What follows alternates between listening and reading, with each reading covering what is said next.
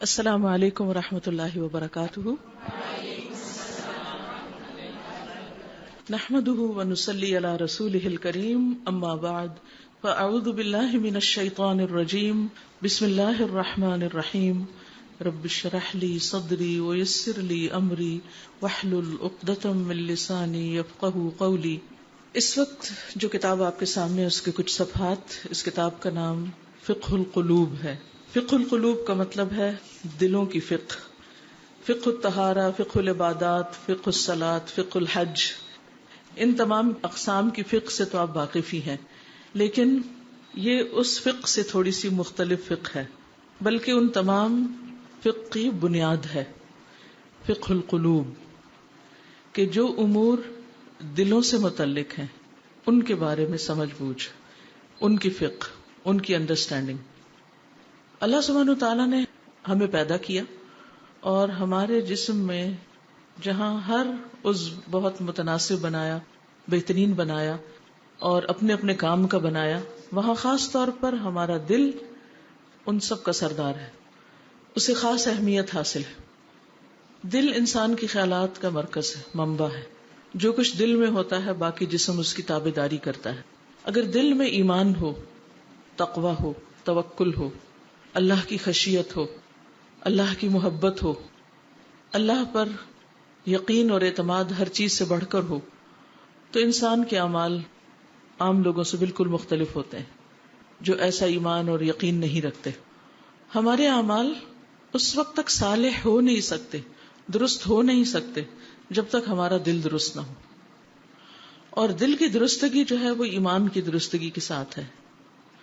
اور ایمان میں سب سے پہلے اللہ رب العزت پر ایمان، اور اللہ سبحانہ وتعالیٰ پر ایمان اس وقت پختہ ہوتا ہے، اس وقت درست ہوتا ہے جب اللہ تعالیٰ کی پہچان ہوتی ہے، اللہ تعالیٰ کی معرفت ہوتی ہے.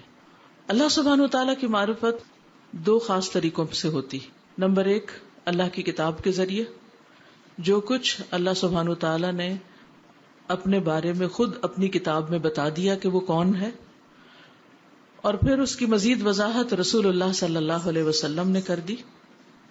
اور دوسری طرف اللہ سبحانہ وتعالیٰ کی وہ نشانیاں جو پوری کائنات میں بکھری ہوئی ہیں، ان کو جان کر، ان پر غور و فکر کر کے، ان کے ذریعے خالق تک پہنچنا، اللہ سبحانہ وتعالیٰ کی معرفت حاصل کرنا.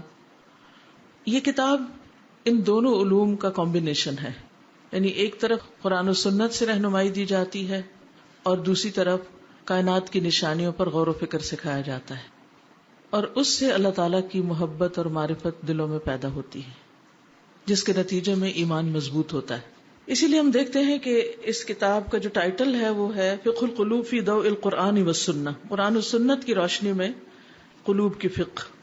اور اس کے رائٹر جو ہیں ابھی حیات ہیں، انہوں نے 25 سال کے مطالعے کے بعد یہ کتاب لکھی ہے. محمد بن ابراہیم بن عبداللہ التویجری، سعودی عرب کا ایک شہر قصیم، وہاں پر یہ رہتے ہیں. اور ان کی اور بھی کتابیں ہیں، لیکن تمام کتابوں میں یہ کتاب سب سے بہترین ہے. اگرچہ کتاب طویل ہے، 4 والیوم پر مشتمل ہے، لیکن مجھے اس جیسی کوئی اور کتاب اس موضوع پر ملی نہیں کبھی.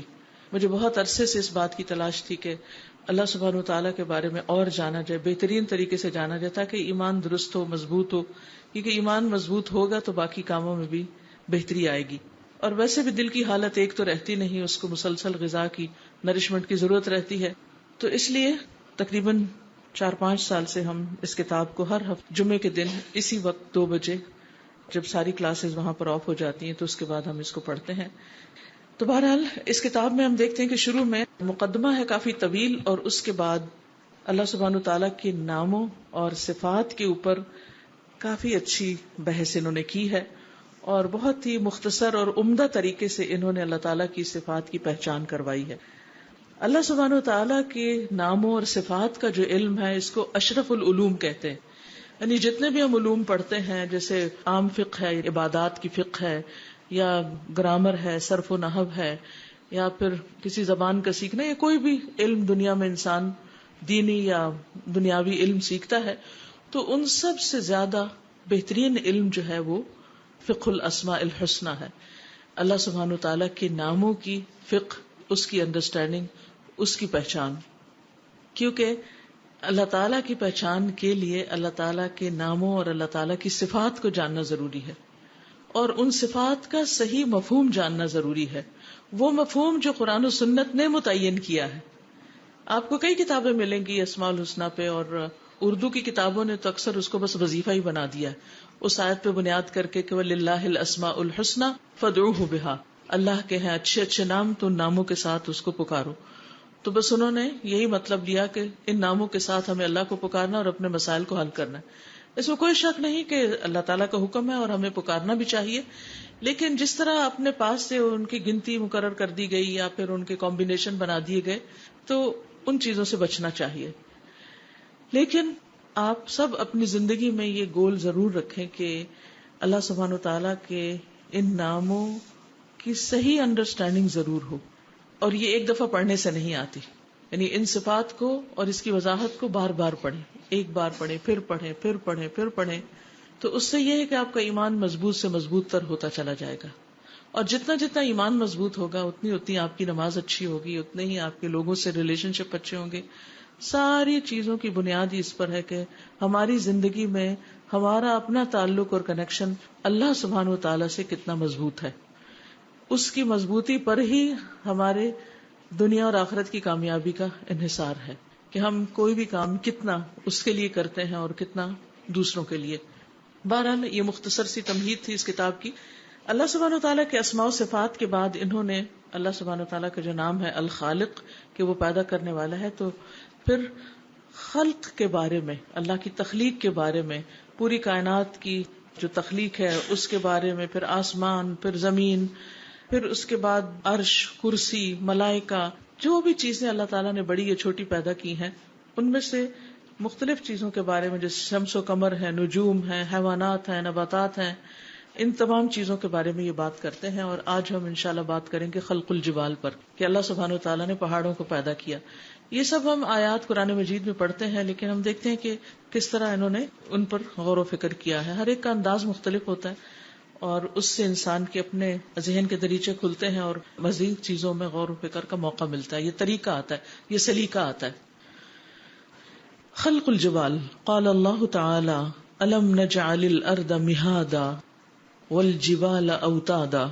اللہ تعالیٰ کا فرمان ہے، کیا ہم نے زمین کو بچھونا نہیں بنایا؟ مہاد کا لفظ مہد سے ہے، مہد پنگوڑے کو کہتے ہیں، بیڈ کے لیے استعمال ہوتا ہے، کہ زمین کو تمہارے لیے بیڈ کی طرح بنایا۔ اور بیڈ جو ہے وہ کس چیز کا سمبل ہے؟ آرام کا، سکون کا، یعنی سکون کی جگہ بنایا جس پر تم آرام سے چل پھر سکتے ہو۔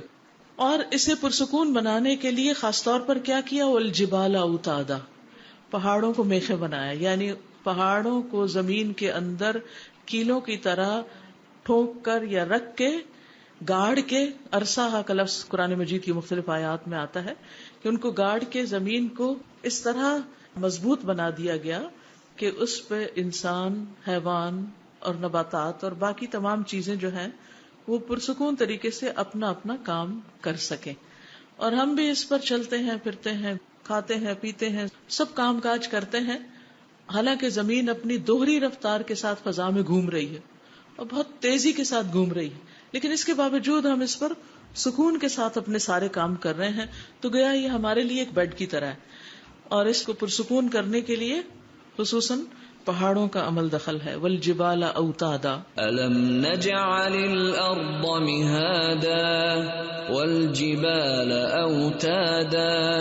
وقال اللہ تعالی الم تر ان اللہ انزل من السماء ماء، کیا تم دیکھتے نہیں کہ اللہ سبحانہ و تعالیٰ نے آسمان سے پانی اتارا، یعنی بارش برسائی۔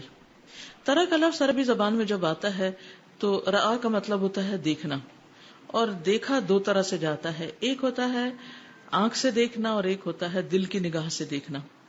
تو رآ کا لفظ جب آتا ہے تو اس کے لیے ضروری نہیں ہوتا کہ وہ رؤیت بصری ہی ہو، رؤیت بصری بھی مراد ہوتی ہے، لیکن اس سے رؤیت قلبی عموماً مراد لی جاتی۔ وہ چیزیں جو ہماری نگاہیں دیکھتی ہیں، وہ تو ہماری آنکھیں دیکھتی ہیں، اس کے لیے عموماً نظرہ کا لفظ آتا ہے، دیکھنا۔ لیکن رآ جو ہے وہ غور کی نگاہ سے دیکھنا، دل کی نگاہ سے دیکھنا، کہ انسان صرف بارش کو برستا دیکھ نہ لے بلکہ اس کے بعد اس پر غور و فکر بھی کرے۔ الم ترا، کیا تم نے دیکھا نہیں؟ سوالیہ انداز ہے، پوچھا جا رہا ہے۔ اب ہم دیکھ سکتے ہیں کہ ہم کیا جواب دیتے ہیں کہ انزل من السماء ماء، اللہ نے آسمان سے پانی اتارا، فاخرجنا به ثمرات مختلفا الوانها، پھر ہم نے اس پانی کے ذریعے پھل نکالے، مختلف ثمرات نکالے. ثمرہ کا لفظ فروٹس کے لیے استعمال نہیں ہوتا، ہر طرح کی پیداوار مراد ہوتی ہے. مختلفا الوانها، جن کے رنگ مختلف ہیں. ومن الجبال، اور پہاڑوں میں سے بھی. جددن، دھاریاں ہیں. جددن کی جمع ہے جددن، بیدن سفید، وحمر اور سرخ. مختلف الوانها، جن کے رنگ مختلف ہیں. یعنی سب پہاڑوں کے رنگ ایک جیسے نہیں. اور ہو سکتا ہے آپ کو کبھی ایسے علاقے میں جانے کا اتفاق ہوا ہو جہاں رنگین پہاڑ ہوتے ہیں اور دھاریوں والے پہاڑ، اور اگر آپ جا نہیں سکے تو نیٹ پہ بہت، مثلا ساؤتھ امریکہ میں پیرو بھی اس کو بولتے ہیں، اس میں ایسے پہاڑ موجود ہیں کہ جن میں جیسے زیبرا کی دھاریاں ہوتی ہیں، بالکل اسی طرح کی دھاریاں اور مختلف رنگ ہیں، کلرفل، یعنی بہت ہی خوبصورت.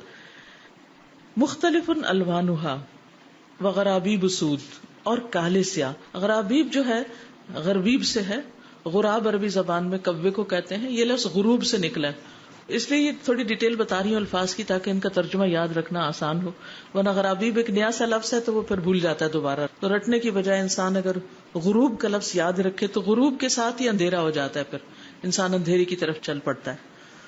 اور غراب کالے سیاہ کوے کو کہتے ہیں. تو سود اسود سے ہے، یہ بھی سیاہ ہے. جب ہم اردو میں جیسے کہتے ہیں نا کالا سیاہ، یعنی بہت ہی کالے کے لیے، تو وہی معنی یہاں بھی بنتا ہے. وہ غرابیب سود، اور کالے سیاہ پہاڑ ہیں. یعنی سبحان اللہ، کچھ پہاڑ جو ہیں وہ کلرفل ہیں، دھاریوں والے ہیں، ان میں ڈیزائنز ہیں، ان کے اپیرنس میں بھی کچھ کے اوپر سبزہ ہوتا ہے، وہ گرین نظر آتے ہیں، کچھ کے اوپر سبزے کے ساتھ پھول وغیرہ بھی ہوتے ہیں، اس سے بھی ان کی بیوٹی سامنے آتی ہے.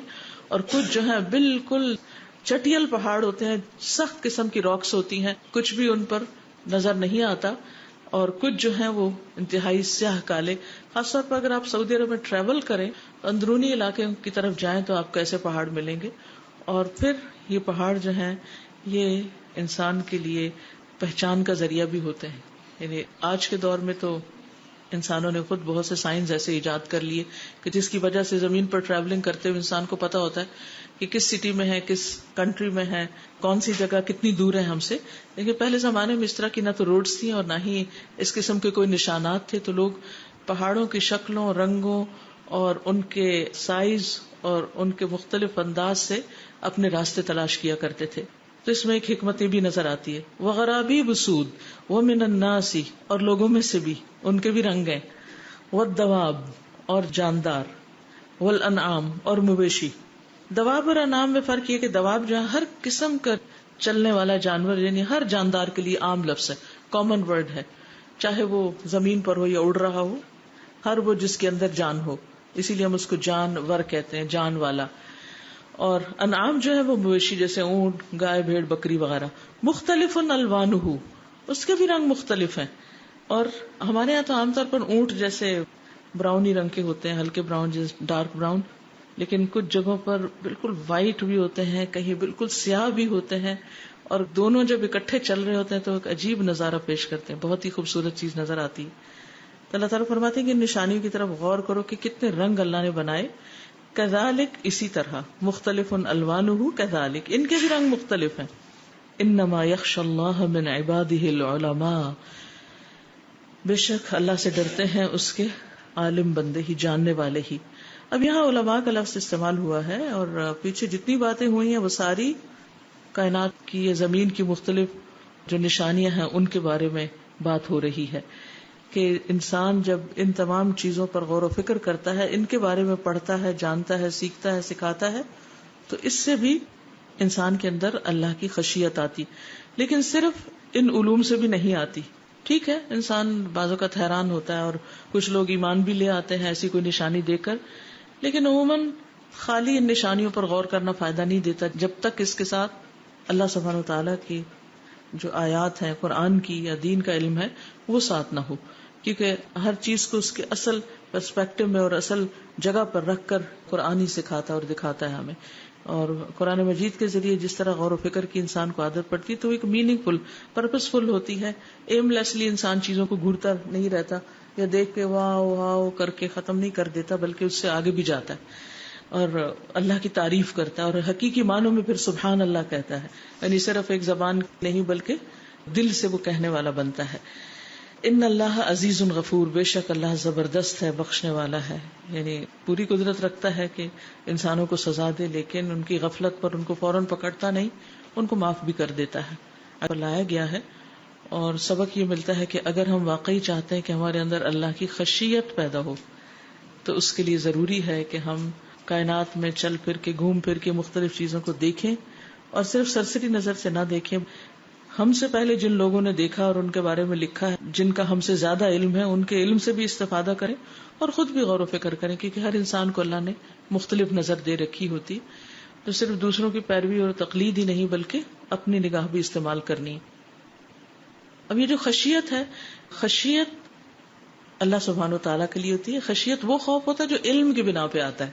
خشیت وہ خوف جو علم کی وجہ سے آتا ہے، ورنہ خوف عام بندوں کو مختلف چیزیں دیکھ کے کوئی خوف نہیں آتا، لیکن ایک شخص جو مثلا پہاڑوں کی حقیقت جانتا ہے یا اللہ کی قدرت جس کو اس میں نظر آتی ہے، تو واقعی اس کے رونگٹے کھڑے ہو جاتے ہیں اور اس کا دل کانپ اٹھتا ہے اور وہ بے اختیار اللہ کے آگے گر پڑتا ہے. پھر یہ خشیت جب انسان کے اندر آتی ہے اللہ کی عظمت کو پہچان کر، تو اس سے عبادت کے اندر جو لذت اور خشوع و خضوع پیدا ہوتا ہے وہ کسی اور چیز سے نہیں ہوتا. تو ان چیزوں کے بارے میں غور و فکر کرنا دراصل انسان کو اللہ تعالیٰ کے قریب کرتا ہے، اور مقصد بھی یہی ہونا چاہیے. خلق اللہ تبارک و تعالی الجبال، اللہ تبارک و تعالیٰ نے پہاڑوں کو پیدا کیا.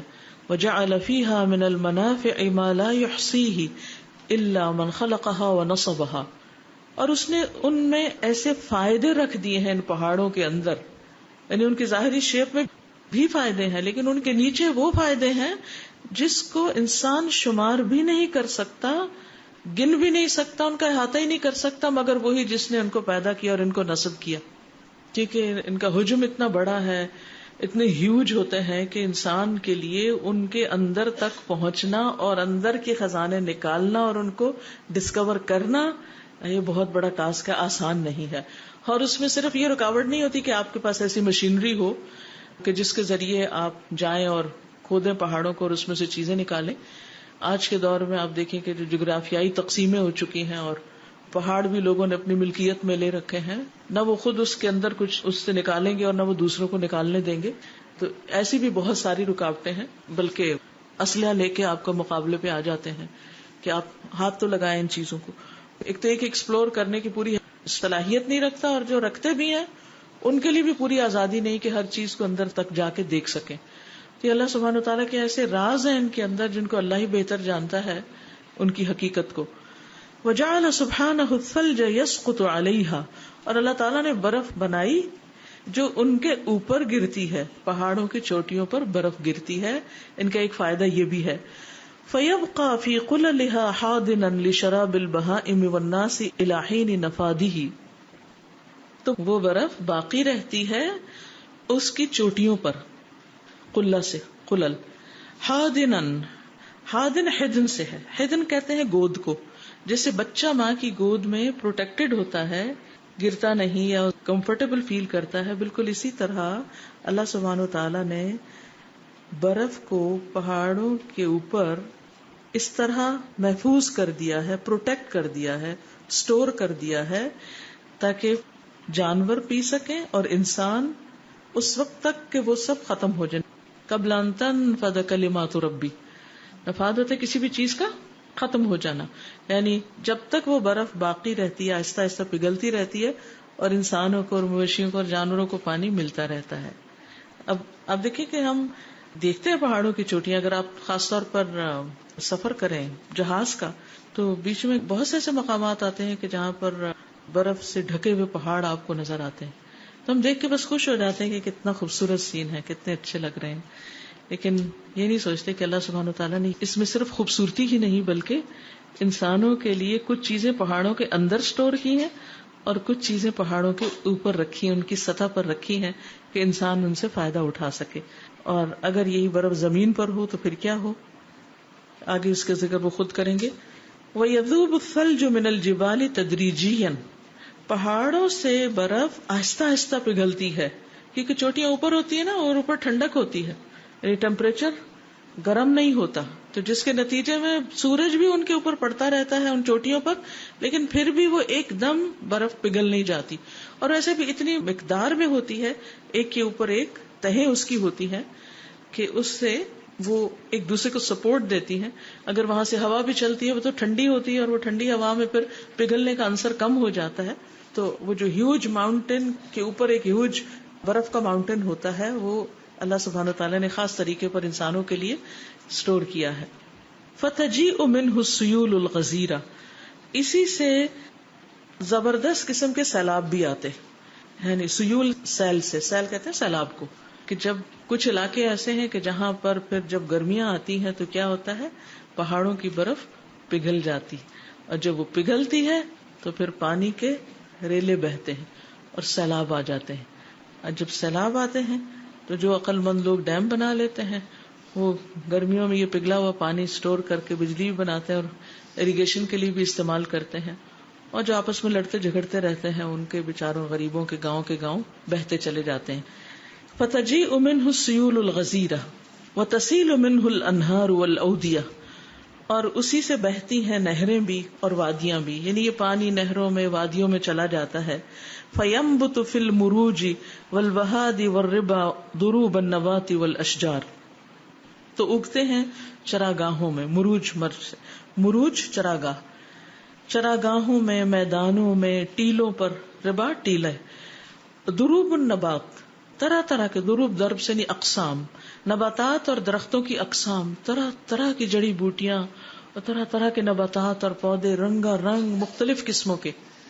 سبحان اللہ، کوئی انسان وہاں جا کر یہ چیزیں اگاتا نہیں، ڈالتا نہیں. اللہ سبحانہ وتعالیٰ نے خود ہی انہیں پیدا کیا، ان کا آغاز کیا، اور پھر ان کو خود ہی پانی مہیا کیا، کبھی بارشوں کے ساتھ اور کبھی ان بہتے چشموں کے ساتھ اور اس سیلاب کے ساتھ. واللہ حکیم علیم، اللہ ہی حکمت والا ہے، علم والا ہے. فلولا الجبال، اگر پہاڑ نہ ہوتے، لسقط الثلج علی وجہ الارض، تو برف زمین کی سطح پر گرتی. فانحل جملۃ، کٹھی ہی پگھل جاتی. وصاح دفعۃ واحدۃ، اور ایک ہی دفعہ سارا پانی بہہ جاتا. صاح کا مطلب ہوتا ہے فلو کرنا، یعنی سٹریمز اس کی جو ہے وہ ایک ہی دفعہ برف پڑتی اور پگھلتی اور طوفان آ جاتے اور اس کے بعد سب ختم. تو یہ جو پہاڑوں کی چوٹیوں پہ برف رکھی، اس سے آہستہ آہستہ آہستہ تھوڑا تھوڑا پانی اتارا اور انسانوں کے فائدے کا بنایا اور جانوروں کے اور نباتات سب کے. فعدم وقت الحاجت الیہ، اور وہ معدوم ہو جاتا ضرورت کے وقت. یعنی جب اس کی ضرورت پڑتی اس پانی کی تو اس وقت ہمیں کچھ نہ ملتا. کیونکہ اب بھی آپ دیکھیں کہ جو برف نیچے پڑتی ہے، سڑکوں پہ پڑتی ہے یا گھروں کے آگے یا لانز وغیرہ میں، وہ کیا ہوتا ہے چند دن یا زیادہ زیادہ جو سردیوں کے مہینے ہیں وہاں تھوڑے دن جمی رہے گی، تو جو ہی گرمی آئے گی ساری پگھل جائے گی ایک دم آپ دیکھیں گے اچھا کل تک تو یہاں اتنا بڑا ٹیلا بنا ہوا تھا اور آج کدھر گئی، غائب. تو اسی طرح اگر پہاڑ نہ ہوتے تو ہماری برفیں پگھل کے ہمارے لیے مصیبت کھڑی کرتی. وَلَوْ انْحَلَّ جُمْلَةً، اور اگر اکٹھی ہی پگھل جاتی ساری برف، لَأَهْلَكَتْ تِلْكُ السُّيُولُ مَا مَرَّتْ عَلَيْهِ مِن نَبَاتٍ وَحَيْوَانٍ، تو یہ سیلاب ہلاک کر دیتے جو بھی ان پر سے گزرتا، حیوان یا نباتات وغیرہ، ہر چیز، یعنی پودوں کو، درختوں کو بھی بہا لے جاتے یہ سیلاب، اور جانوروں کو بھی بہا لے جاتے. وَدَارٍ وَإِنسان، اور گھر بھی اور انسان بھی سب لٹ جاتے، سبھی چلے جاتے.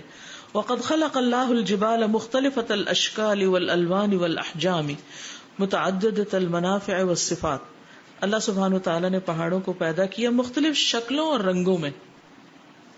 کتنا ہی اچھا ہو آج اگر گھر جا کر آپ کسی بھی سائٹ سے پہاڑوں کی، خاص طور پہ نیشنل جیوگرافک پہ اگر آپ کو مل جائے، مختلف طرح کے پہاڑوں کو خود بھی دیکھیں اور بچوں کو بھی بٹھا کے دکھائیں. اس سے پہلے بھی میں مختلف اوقات میں لوگوں کو یہ ایکٹیویٹی بتاتی رہی ہوں اس قسم کی، کہ جو یہ چیزیں آپ دیکھیں جا کے بچوں کو بھی دکھائیں، بجائے اس کے گھر کو کارٹون دیکھیں اور اس سے آپ دور تو نہیں کر سکتے. انہوں نے ان گیجٹس کی طرف ایک قدرتی اٹریکشن ہے ان کے اندر، انہوں نے جانا ہی جانا ہے، اور ہم کچھ نہیں جانتے سوائے اس کے کہ وہ کارٹون لگا کے ان کے ہاتھ میں دے دیتے ہیں، وہ دیکھتے رہیں اور بگڑتے رہیں، ہماری تو جان چھوٹی رہے. تو اگر آپ تھوڑا سا بھی ٹائم نکالیں ان کے لیے اور ان کے ساتھ بیٹھ جائیں اور ان کو تھوڑا تھوڑا ایکسپلین کرتے جائیں، تو آپ دیکھیں گے کہ ان کا بھی جو مائنڈ سیٹ ہے اس میں بھی تبدیلی آئے گی اور ان کا انٹرسٹ بدلے گا، کیونکہ بچے فطرت پر ہوتے ہیں. اللہ نے ان کو گمراہ نہیں پیدا کیا، یہ تو ہماری غفلت ہے کہ جس کی وجہ سے وہ پھر شیطان ان کو اچک لیتے ہیں. اگر ہم خود تھوڑا ٹائم دیں، ان کو توجہ دیں اور ان کو غور و فکر کرنا سکھائیں. ٹھیک ہے ہمارے پاس آس پاس باغات نہیں ہے، پہاڑ نہیں ہے اور ہم لے جا نہیں سکتے، تو اب الحمدللہ ہر چیز اسکرین کے اوپر نظر آتی ہے، اور بعض اوقات تو اتنی قریب سے اور اتنے اچھے سے جو آپ کی نیکڈ آئی بھی نہیں دیکھ سکتی. تو اس پر آپ ان کو غور و فکر کرنا سکھائیں، ان کے نام سکھائیں، ان کے رنگ بتائیں، ان کے علاقے بتائیں. سارا جغرافیہ تو ایسے ہی سیکھ جائیں گے، اور جو ان کی رینج ہے مختلف پہاڑوں کی اس کے بارے میں بتائیں، اور پھر ان کے اندر کیا ہے اور ان کے فائدے. تو آپ دیکھیے کہ جب بڑے ہوں گے تو شاید مسلمانوں میں سے بھی کچھ ایسے انسان پیدا ہو جائیں کہ جو کائنات کو مسخر کرنے کا کام کریں. ابھی تو ہم صرف دوسروں کے شوز میں ہی چل رہے ہیں کہ جدھر وہ ہمیں لے جائیں ہم اسی کے پیچھے ہیں. وہ جو بھی بتائیں ہم اس پر آمنا و صدقنا کہتے ہیں. وہ صحیح ہے یا نہیں ہے، وہ سچ ہے یا جھوٹ ہے، ہم اس کو سچ ہی مانتے ہیں، کیونکہ ہم خود تو نہیں دیکھ رہے کچھ بھی. تو بہرحال یہ سب کچھ بھی بچپن سے ہی شروع ہوگا، اور اگر بڑے بھی تھوڑے بچے ہو گئے ہیں تو ان کے ساتھ بھی آپ ان چیزوں پر بات کر سکتے ہیں.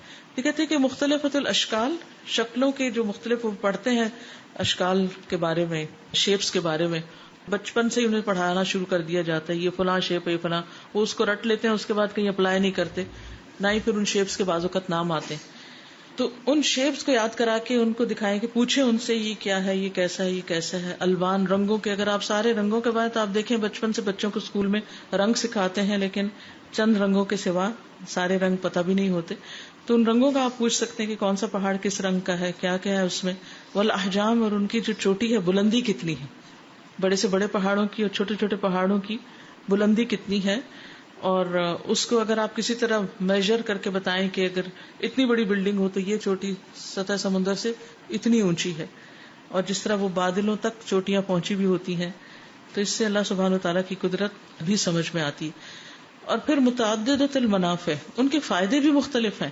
ہر ایک سے ہر چیز نہیں نکلتی، ہر پہاڑ سے سونا نہیں نکلتا اور ہر پہاڑ سے نمک بھی نہیں نکلتا. اللہ تعالیٰ نے مختلف جگہوں پہ مختلف چیزیں رکھی ہیں. اور آپ کو معلوم ہوگا کہ پاکستان میں اللہ سبحانہ تعالیٰ نے بہت بڑی نمک کی کان دے رکھی ہے. وہ ایک معجزہ ہے، ایسی نشانی ہے. میں خود وہاں جا چکی ہوں اور کئی دفعہ ٹرپس بھی لے کر گئے ہیں اسکولس کے بچوں کے. تو اگر آپ کا کہیں اس طرف جانا ہو تو آپ اسپیشل ٹرپ بھی لے جا سکتے ہیں اپنے بچوں کا. اور اس میں یعنی اندر پیدل چلنا تو محال ہے، چھوٹی سی ٹرین کے اوپر بیٹھ کے مختلف اسٹیشن سے اتار دیتے ہیں، پھر آپ غور و فکر کرتے ہیں، پھر آگے جاتے ہیں، پھر آگے جاتے ہیں، اندر ہی اندر کیا کچھ ہو رہا ہے. ایک عجیب دنیا ہے. اور پھر نمک سے کیا کیا چیزیں بن رہی ہیں.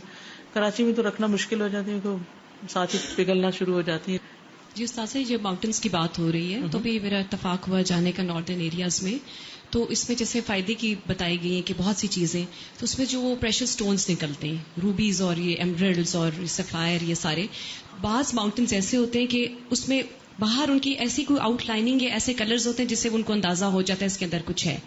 اور اس کے اندر جب وہ مائننگ کرتے ہیں، اور وہ میرا خود اتفاق ہوا دیکھنے کا کہ کچھ سٹونز جو ہیں وہ خاص ٹیمپریچر اور خاص پریشر ان کے اوپر پڑتا ہے، تو اس پریشر کی وجہ سے کیمیکل ریئیکشن ٹیک پلیس کرتا ہے، اور اس کیمیکل ریئیکشن کی وجہ سے اور اس خاص ٹیمپریچر کے بعد ماؤنٹینس کے اندر جب وہ ڈگ کرتے ہیں تو اس کے اندر راکس کے اندر سٹڈ ہوئے ہوتے ہیں سٹونز. اتنے وہ خوبصورت لگتے ہیں کہ انسان کی عقل دنگ رہ جاتی ہے کہ بالکل وہ راکس ہیں، بالکل ایسے ڈرائی اور بالکل جیسے ارتھ کلرز کی راک، اور اندر ریڈ کلر کا روبی چمک رہا ہے، کسی کے اندر وہ ایمرلڈ چمک رہا ہے، کسی کے اندر سفائر چمک رہا ہے. اس کے علاوہ پھر جو اس کی بات ہوئی جو برف جو میلٹ ہوتی ہے، گلیشیئرز کی بات ہے، تو وہاں پہ استاد سے پیک ہے جس کا نام ہے راکا پوشی. وہ ایسی ماؤنٹین پیک ہے کہ وہاں پہ پورا سال برف رہتی ہے، ایون سمرز میں بھی برف میلٹ نہیں ہوتی ہے. ابھی سمرز میں میں نے دیکھا وہ پوری اتنی وہ خوبصورت ہے کہ انسان کا دل کرتا ہے گھنٹوں اس کو دیکھتا رہے. اور اس میں سے پھر جو برف جو میلٹ ہوتی ہے آہستہ آہستہ، سمجھ میں نہیں آتا کہ وہ پہاڑوں کے اندر سے کہاں سے راستہ بناتی ہے. اور اتنے پریشر کے ساتھ دور سے ہم نے وہ سٹریمز دیکھی کہ وہ پتلی پتلی سٹریمز اوپر سے آ رہی ہیں، آتے آتے آتے نیچے اتنا ان کا پریشر بڑھ جاتا ہے، اور کہیں کہیں میں مٹی شامل ہو جاتی ہے، وہ مڈی واٹر فلو کرنا شروع کر دیتا ہے، کہیں کہیں وہ بالکل کرسٹل کلیئر پانی ہوتا ہے، کبھی وہ کس کلر کا کبھی کس کلر کا ہوتا ہے. پھر اس طرح کچھ ماؤنٹینز ایسے ہیں جو بالکل ٹیبل ٹاپ کی طرح ہیں، یعنی ان کی پیکس نہیں ہے، بالکل اسٹریٹ ہیں اوپر جیسے ٹیبل ٹاپس ہوتے ہیں. ایک ماؤنٹین اس کا نام ہے لیڈی فنگر، وہ بالکل لگتا ہے جیسے کسی نے فنگر اپنی پوائنٹ کی ہوئی ہے. اس طرح کا ماؤنٹین ہے. پھر کچھ ماؤنٹینز ایسے ہیں ڈفرینٹ، آپ اگر ٹریول کرتے جائیں بائی روڈ تو ڈفرینٹ وہ ٹرین سے آپ گزرتے ہیں اور ہر دفعہ ڈفرینٹ ماؤنٹین. انسان سبحان اللہ کرتے تھکتا نہیں ہے کہ ایک ہی جگہ پہ ایک دم سے چینج ہو جائے گی پوری. جی. اور اس سے پھر وہ ہوتا ہے کہ جب گرین جو ماؤنٹینز ہیں اتنے وہ لش گرین ہیں، انسان سوچتا ہے کہ ان کو ہم اپنے لانس کو پانی دے دے کے گرین نہیں کر پاتے، اور وہ اتنے لش گرین، وہ بھی اللہ تعالیٰ کو پتا ہے کس وقت بارش برستی ہے، تھوڑی سی جیسے چھڑکاؤ ہوتا ہے اور وہ لش گرین ہو جاتے ہیں. پھر اس میں جو ٹریز کی اتنی خوبصورت طریقے سے پلیسنگ ہوئی ہے کہ وہ لگتا ہے جیسے ٹریز اللہ تعالیٰ نے سوچ سمجھ کے لگائے ہیں. تو وہ انسان یہی سوچتا رہتا ہے کہ اگر یہاں پہ ٹو مچ ٹریز ہو جاتے تو پورے ماؤنٹینز بھر جاتے. یہی وہاں پہ پھر پوچھا، پتا چلا کہ وہاں پہ نیچرل طریقے سے وہ سیڈ جب وہاں گرتے ہیں اور وہ اللہ تعالیٰ کو پتا ہے کہاں پہ جیسے کون سا دانہ گرنا ہے، اور اس سیڈ سے پھر وہ کہاں پہ ماؤنٹین گرو کرتے ہیں کہ وہ فلڈ بھی نہیں ہوئے ماؤنٹین سارے، ٹریز بھی اس کے حساب سے لگے ہوئے، اور ٹریز کی شیپ بھی بالکل ماؤنٹین کے ساتھ ساتھ اتنی خوبصورت شیپس ہیں. یعنی ٹریز والے ماؤنٹینس بھی ہیں، کچھ پلین بھی ہیں، کسی پہ وہ لائنز جیسے بات ہوئی لائنز والے ہیں، کسی کے کوئی چاکلیٹ کلر کے ہیں، کوئی کس کلر کے. انسان دیکھتا جاتا ہے لائی قدرت پہ حیران ہو جاتا ہے. اور آپ بتا رہی تھی نا کہ کچھ گلیشیئر کے وہ برف لے کر آتے ہیں علاج کے لیے. جی وہ گلیشیئر کے بڑے بڑے پیسز، کیونکہ وہاں پہ تو سمرز میں بھی گلیشیئرز بڑے بڑے ہوتے ہیں، وہ ہم جا کے ہمارا اس پہ اتفاق بھی ہوا دیکھنے کا، تو اس پہ وہ گلیشیئر لے آتے ہیں بہت سارا، اور اس کو وہ میلٹ بھی نہیں ہوتا. کتنا عرصے تک وہ اللہ کی شان ہے کہ وہ پڑا رہتا ہے، لوگ وہ خریدتے ہیں باقاعدہ پیسوں پہ، اور اس میں جو ہارڈ واٹر کی وجہ سے اسٹمک میں کوئی پرابلمز ہو جاتی ہیں، ایلمنٹس ہو جاتی ہیں، تو وہ کھاتے ہیں باقاعدہ اسی طرح ہی کھاتے ہیں اس کو، اسی فارم میں، را فارم میں، اور وہ ٹھیک ہو جاتے ہیں. اس میں علاج بھی اللہ نے رکھا ہوا. استاذہ، پاکستان دنیا کے ان بہت کم ملکوں میں سے ایک ہے جہاں پر اتنے ڈفرینٹ طرح کے موسم بھی ہیں، زمین بھی ہے اور پہاڑ بھی ہیں. اب جو ابھی بتا رہی تھی کہ ناردرن ایریا کے اندر تو لازمی طور پر کہ وہاں پر پہاڑوں کا بالکل ایک ڈفرینٹ اسٹرکچر ہے، لیکن بلوچستان میں اگر آپ جائیں تو وہاں پر بالکل بنجر، وہاں پر کچھ بھی نہیں ہوتا پہاڑوں کے اوپر، وہ بالکل بنجر پہاڑ ہیں، گرے کلر کے ہوتے ہیں، زیادہ تر براؤن ہے، ڈارک براؤن ہے، اور وہاں پر سنگ مرمر ہے ان پہاڑوں کے اندر. جیسے ناردرن ایریاز کے اندر روبیز اور یہ مختلف اور اسٹونز ہیں، یہاں پر آپ کو ماربل ملے گا، اور ماربل بھی اتنے ڈفرینٹ ٹائپ کا ماربل ہے. جو دنیا کے اندر بہترین ماربل جو نکلتا ہے وہ پاکستان ان میں سے ایک ہے. اور بعض ماربل وائٹ ہوگا، پھر بعض کے اندر پنک ہوگا ماربل، پھر اسی طریقے سے مختلف جو ہے وہ آپ کو گرے ماربل ملے گا، اسی طریقے سے آپ کو فون کلر کا ماربل، بیج کلر کا ماربل ملے گا، پھر اسی کے اندر ایک ماربل میں بھی ڈفرینٹ شکلیں ہیں. اور یہ ساری چیزیں ہمارے پاس بلوچستان کے اندر ہیں الحمدللہ. اللہ امن قائم کر دے. متعددۃ المنافع والصفات، ان کی صفات بھی مختلف ہیں اور ان کے فائدے بھی مختلف ہیں. فمنها جبال بید، کچھ سفید پہاڑ ہیں، وجبال حمر، اور کچھ سرخ، وجبال خضر، اور سبز، وجبال صفر، اور کچھ پیلے، وغرابیب سود، اور کچھ کالے سیاہ، وغیرها من الالوان المختلفہ، مختلف قسم کے رنگوں کے. ومنها جبال کبیرۃ، کچھ پہاڑ بہت بڑے ہیں، واخری صغیرۃ، اور کچھ چھوٹے چھوٹے، وجبال طویلۃ، کچھ طویل لانگ، واخری قصیرۃ، اور کچھ چھوٹے، وجبال متصلۃ، کچھ پہاڑ جڑے ہوئے آپس میں، واخری منفصلۃ، اور کچھ الگ الگ. وفیہا من المنافع والمصالح والجواہر والمعادن ما لا يحصیہ الا الذی خلقها وابقاها وارساها وملأها بالمنافع التي عرف بعدها الخلق واكثرها لم يعرفوه. وفیہا من المنافع، اس میں کچھ ایسے فائدے ہیں، والمصالح اور مصلحتیں، والجواہر اور کیسے جواہرات، ہیرے جواہرات وغیرہ، والمعادن اور معدنیات، مائنز، ما لا يحصیہ، جس کا کوئی احاطہ نہیں کر سکتا، الا الذی خلقها، مگر وہی جس نے ان کو پیدا کیا، وابقاها، اور ان کو باقی رکھا، وارساها، اور ان کو گاڑ دیا، وملأها بالمنافع، اور انہیں فائدوں سے بھر دیا، التی عرفا، وہ جو پہچان لیا، بعدها، ان میں سے بعض کو، الخلق، مخلوق نے، کچھ لوگوں نے ان میں سے کچھ پہاڑوں کے اندر پائی جانے والی کچھ فائدے کی چیزیں جان لی. واکثرها لم يعرفوه، لیکن اکثریت کے بارے میں کوئی نہیں جانتا، اس کو پہچانتے ہی نہیں کہ حقیقت کیا ہے، اللہ نے کس طرح محفوظ رکھا، اور قیامت تک آنے والی ساری نسلوں کے لیے یہ خزانے محفوظ کر دی. اگر یہ خزانے سطح زمین پر ہوتے تو ہم جیسے لوگ وقت سے پہلے ہی ختم کر کے آئندہ لوگوں پر ظلم کرتے، ان کا بھی حق مار جاتے. ومن منافعها، اور ان کے فائدوں میں سے یعنی پہاڑوں کے، ان اللہ جعلها علاما، کہ اللہ سبحانہ وتعالی نے ان میں نشانیاں رکھی ہیں. علام، علم سے، علم جھنڈے کو بھی کہتے ہیں نا، جھنڈا نشانی ہوتا ہے. یستدل بها الناس، لوگ جن سے راہ پاتے ہیں، فی الطرقات، راستوں میں، فی البر والبحر، خشکی میں اور سمندر میں، والجو، اور فضا میں. یعنی ایون جب جہاز اوپر اڑتے ہیں تو ان کو بھی ان سے فائدہ پہنچتا ہے کہ ہم کس رینج کے اوپر سے گزر رہے ہیں اور کس طرف کو جا رہے ہیں. ومن منافعها ان اللہ جعلها للارض اوتادا تثبتها ورواسي لها لئلا تضطرب. ان کے فائدوں میں سے یہ بھی ہے کہ اللہ سبحانہ وتعالی نے ان کو زمین کی کیل بنایا ہے جس کے ذریعے اس کو جما دیا، مضبوط کر دیا ہے. اور رواسی لہا، ان کے لیے اینکر کے طور پر بنایا، لئلا تضطرب، تاکہ وہ ہلے جلے نہیں، یعنی زمین ہلے نہیں. ومن منافعها، اور ان کے فائدوں میں سے ہے، ما يكون في حصونها وقللها من المغارات والكهوف والمعاقل التي هي بمنزلة الحصون والقلاع وهي أيضا أكنان للناس والحيوان. والله جعل لكم مما خلق ظلالا وجعل لكم من الجبال أكنانا. اور ان کے فائدوں میں سے ایک فائدہ یہ بھی ہے کہ اس میں قلعے ہیں. حصن کی جمع ہے حصون، والقلاع اور قلعے دونوں ایک ہی معنی میں ہیں. وہی ایدن اکنان للناس، اور اسی طرح وہ لوگوں کے چھپنے کی جگہ بھی ہیں. والحیوان، اور حیوانوں کی، یعنی بہت سے جانور جو ہیں وہ پہاڑوں میں جا کر چھپ جاتے ہیں، وہاں انہوں نے اپنے گھر بنا رکھے ہیں، وہ ان کی ریسٹنگ پلیس ہے، یعنی اپنے آپ کو پروٹیکٹ کرتے ہیں وہاں جا کر دھوپ، گرمی، سردی، بارش اور انسانوں سے بچنے کے لیے. واللہ جعل لکم مما خلق ظلالا، اور اللہ نے بنایا تمہارے لیے اس میں سے جو اس نے پیدا کیا سائے، یعنی اللہ نے جو چیزیں پیدا کی ہیں ان کو سایہ بھی بنایا. وجعل لکم من الجبال اکنانا، اور تمہارے لیے پہاڑوں میں سے چھپنے کی جگہ بھی بنائی ہے. اکنان کا لفظ ہے کن سے ہے. کان کو بھی اسی لیے کہتے ہیں کہ اس کے اندر جیسے غار ہوتا ہے نا، تو غار میں اندر جاتے ہیں تو کان بھی اندر اس کی کنال جو ہے. اور دیکھیے سارے لفظ آپس میں ملتے جاتے ہیں، کنال اور کان اور کن اور اکنان، اور یہ سارے فائدوں میں سے ایک فائدہ یہ بھی ہے کہ وہ تیز آندھیوں کو روکتے ہیں.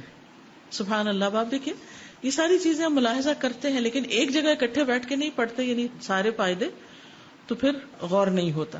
آصفہ یعنی تیز و تند، وتکسر حدتها، اور اس کی تیزی کو توڑتے ہیں. فلا تدعوها تصدم ما تحتها، تو نہیں چھوڑتے اس کو کہ جو اس کے نیچے ہے اس کو ختم کر کے رکھ دیں، یعنی اس کے ساتھ ٹکرائیں.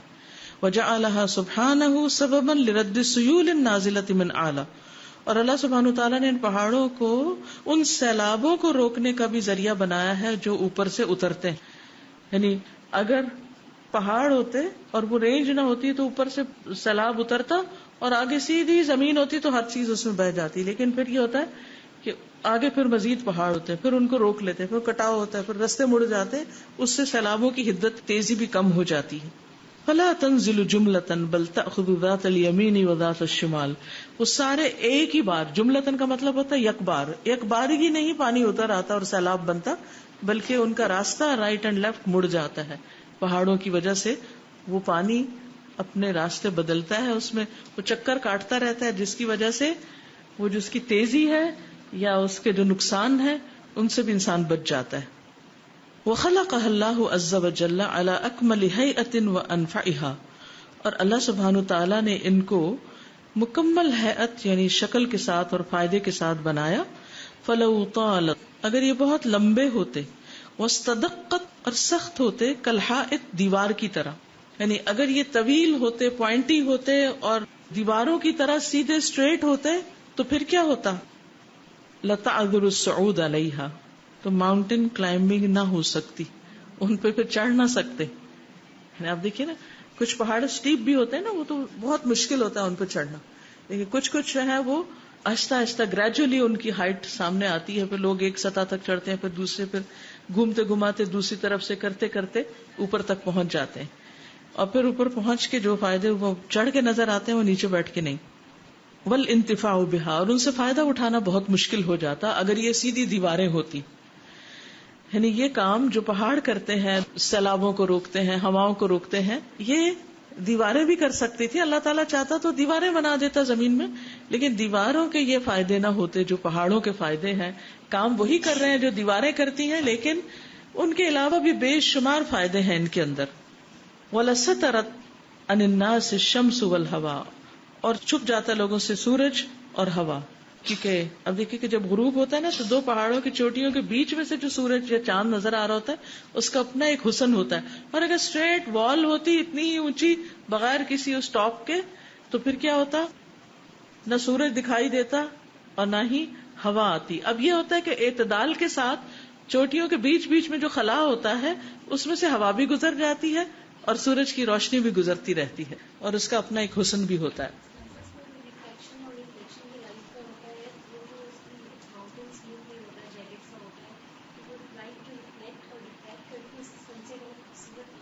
جی ہاں بالکل، یعنی اس سے جو لائٹ ریفلیکٹ کرتی ہے سن سیٹ کی وجہ سے اس سے پھر اور بھی زیادہ خوبصورتی نظر آتی ہے فضا میں. وَلَوْ بَسَطَتْ مُمْتَدَّةً عَلَى وَجْهِ الْأَرْضِ، اور اگر ان کو زمین پہ سیدھے پھیلا دیا جاتا، یعنی اونچا نہیں بنایا جاتا، یعنی کہ سیدھا سیدھا بچھا دیا جاتا، لَضَيَّقَتْ عَلَيْهِمُ الْمَزَارِعُ وَالْمَسَاكِنُ، تو ان پر کچھ اگانا اور گھر بنانا بہت ہی مشکل ہوتا کیونکہ ان کو کھود کے کون ان کے اندر وہ مکانوں کی بنیادیں ڈالتا. وَلَمَلَأَتِ السَّهْلَ، اور ساری ہموار زمین پہاڑی پہاڑ ہوتی پھر، کیونکہ جیسے دیکھیں نا ہائی رائزز میں کتنے گھر ہوتے ہیں، پورا شہر آباد ہوتا ہے ایک ایک اونچی بلڈنگ میں. میں کبھی کبھی سوچتی ہوں کہ اگر یہ سارے گھر زمین پہ بنائے جائیں یا تو پوری ایک بستی آباد ہو جائے، چلے شہر نہ بھی صحیح، کچھ تو اتنے زیادہ ہوتے ہیں کہ وہ واقعی پورا شہر آباد ہو سکتا ہے. تو اسی مثال سے آپ سوچئے کہ اگر یہ پہاڑ اونچائی پہ بنانے کی بجائے اگر یہ زمین پہ پھیلا دیے جاتے تو ہماری کچھ اگانے کی جگہ بھی نہ بچتی، گھر بنانے کی، بسنے کی، رہنے کی، کیونکہ ان کے اندر ہمارے لیے فائدے کی چیزیں رکھی ہوئی ہیں تو پھر وہ فائدے ہمیں حاصل نہ ہو سکتے تھے. وَلَمَا حَصَلَ لَهُمُ الْانْتِفَاعُ بِهَا، ان سے فائدہ بھی نہ اٹھایا جا سکتا. وَلَمَا سَتَرَتْ عَنْهُمُ الرِّيَاحُ، اور ان سے ہوائیں بھی نہ چھپتی. وَلَمَا حَجَبَتِ السُّيُولُ، اور نہ ہی سیلاب رکتے. یعنی اب اس سے ہوا کا توڑ بھی ہوتا ہے، ہوا آ بھی رہی ہے لیکن توڑ بھی ہو گیا، سیلاب آ بھی رہا ہے لیکن توڑ بھی ہو گیا. وَلَوْ جُعِلَتْ مُسْتَدِيرَةً، اور اگر یہ بنا دیے جاتے گول، آپ سوچیے ذرا کہ پہاڑ بالکل بال کی طرح بڑے بڑے ہیوج بال زمین پہ رکھے ہوئے ہوتے گول گول گول گول، پھر کیا ہوتا؟ کلکرہ تھی جیسے بال ہوتا ہے.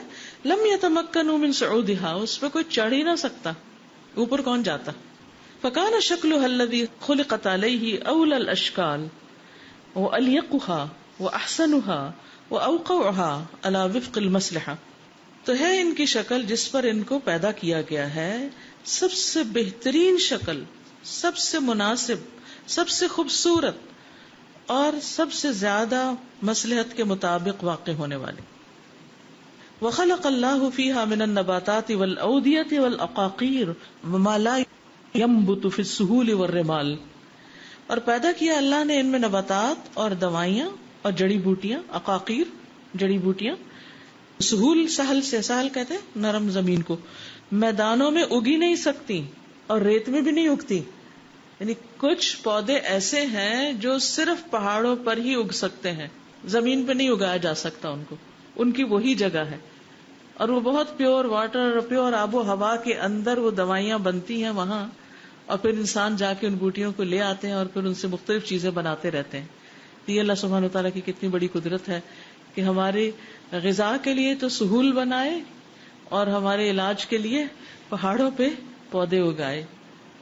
وَمِن مَنَافِعِهَا مَا يُنْحَتُ مِنْ أَحْجَارِهَا لِلْبُيُوتِ وَالْمَبَانِي وَالْأَصْبَاغِ عَلَى اخْتِلَافِ أَصْنَافِهَا وَأَلْوَانِهَا، اور ان کے فائدوں میں سے ہے جو ان کے پتھروں کو تراشا جاتا ہے گھر بنانے کے لیے اور بلڈنگز بنانے کے. مبانی بلڈنگز، بیوت گھر، یعنی کچھ جگہوں پر پتھروں کے بلاکس ہوتے ہیں جو کاٹ کاٹ کے ان سے، ابھی بھی ہمارے یہاں پتھروں کی دیواریں بنتی ہیں جسے پتھر مناسب سائز کے کاٹ کے ان کو برکس کی شکل دی جاتی اور پھر اس سے والز بنائی جاتی ہیں، بہت ہی خوبصورت وہ نظر آتی ہیں.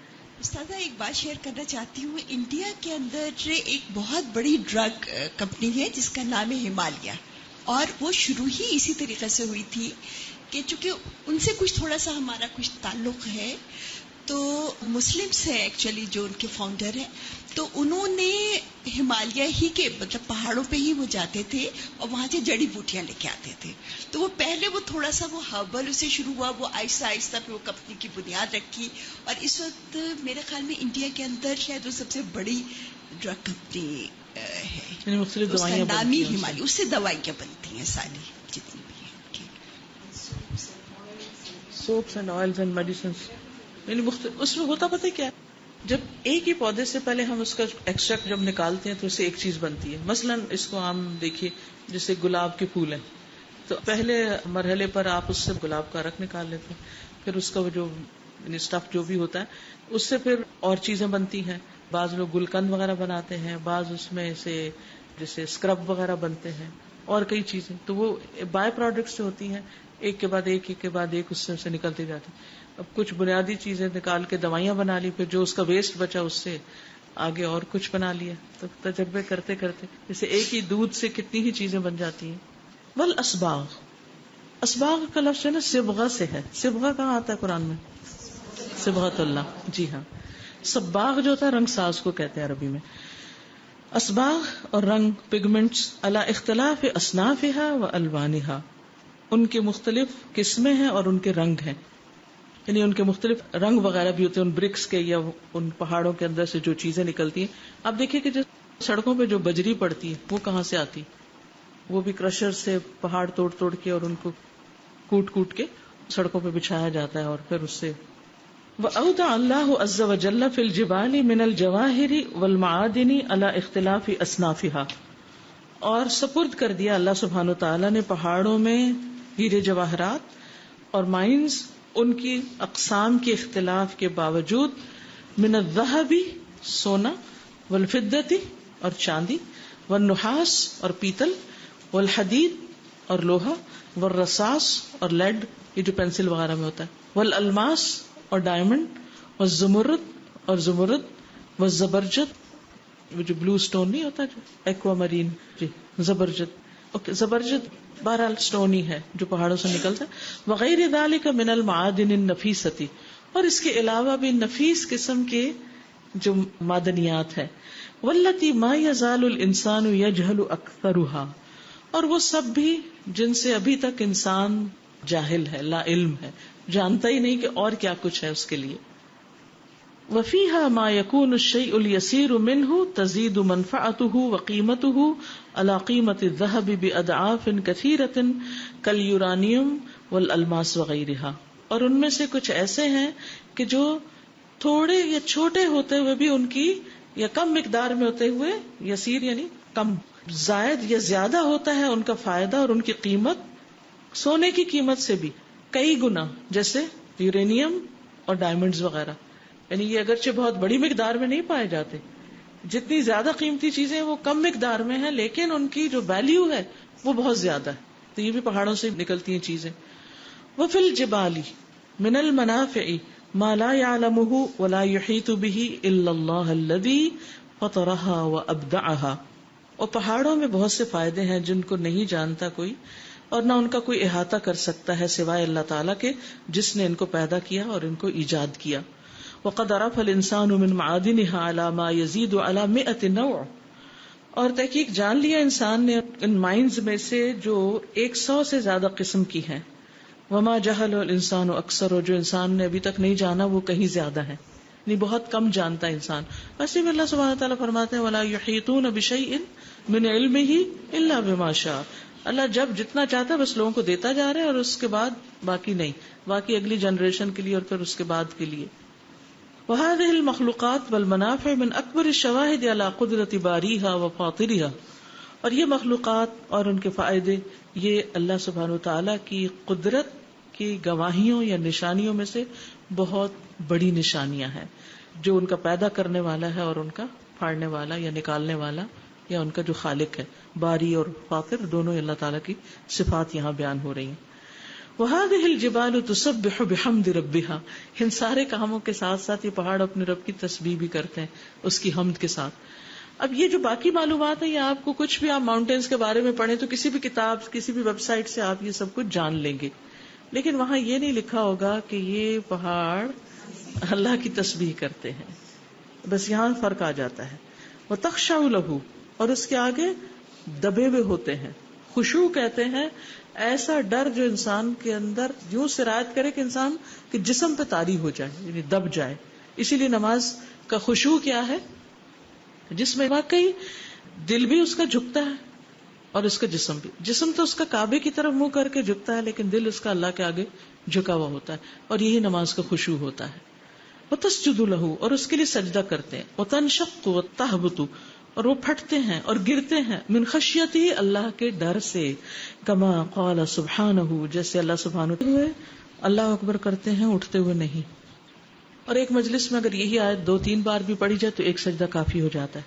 الم ترى، کیا تم نے دیکھا نہیں، ان اللہ، کہ اللہ تعالی، یسجد لہ، اس کے لیے سجدہ ریز ہیں، من فی السماوات و من فی الارض، جو آسمانوں میں ہے اور جو زمین میں، ساری مخلوق.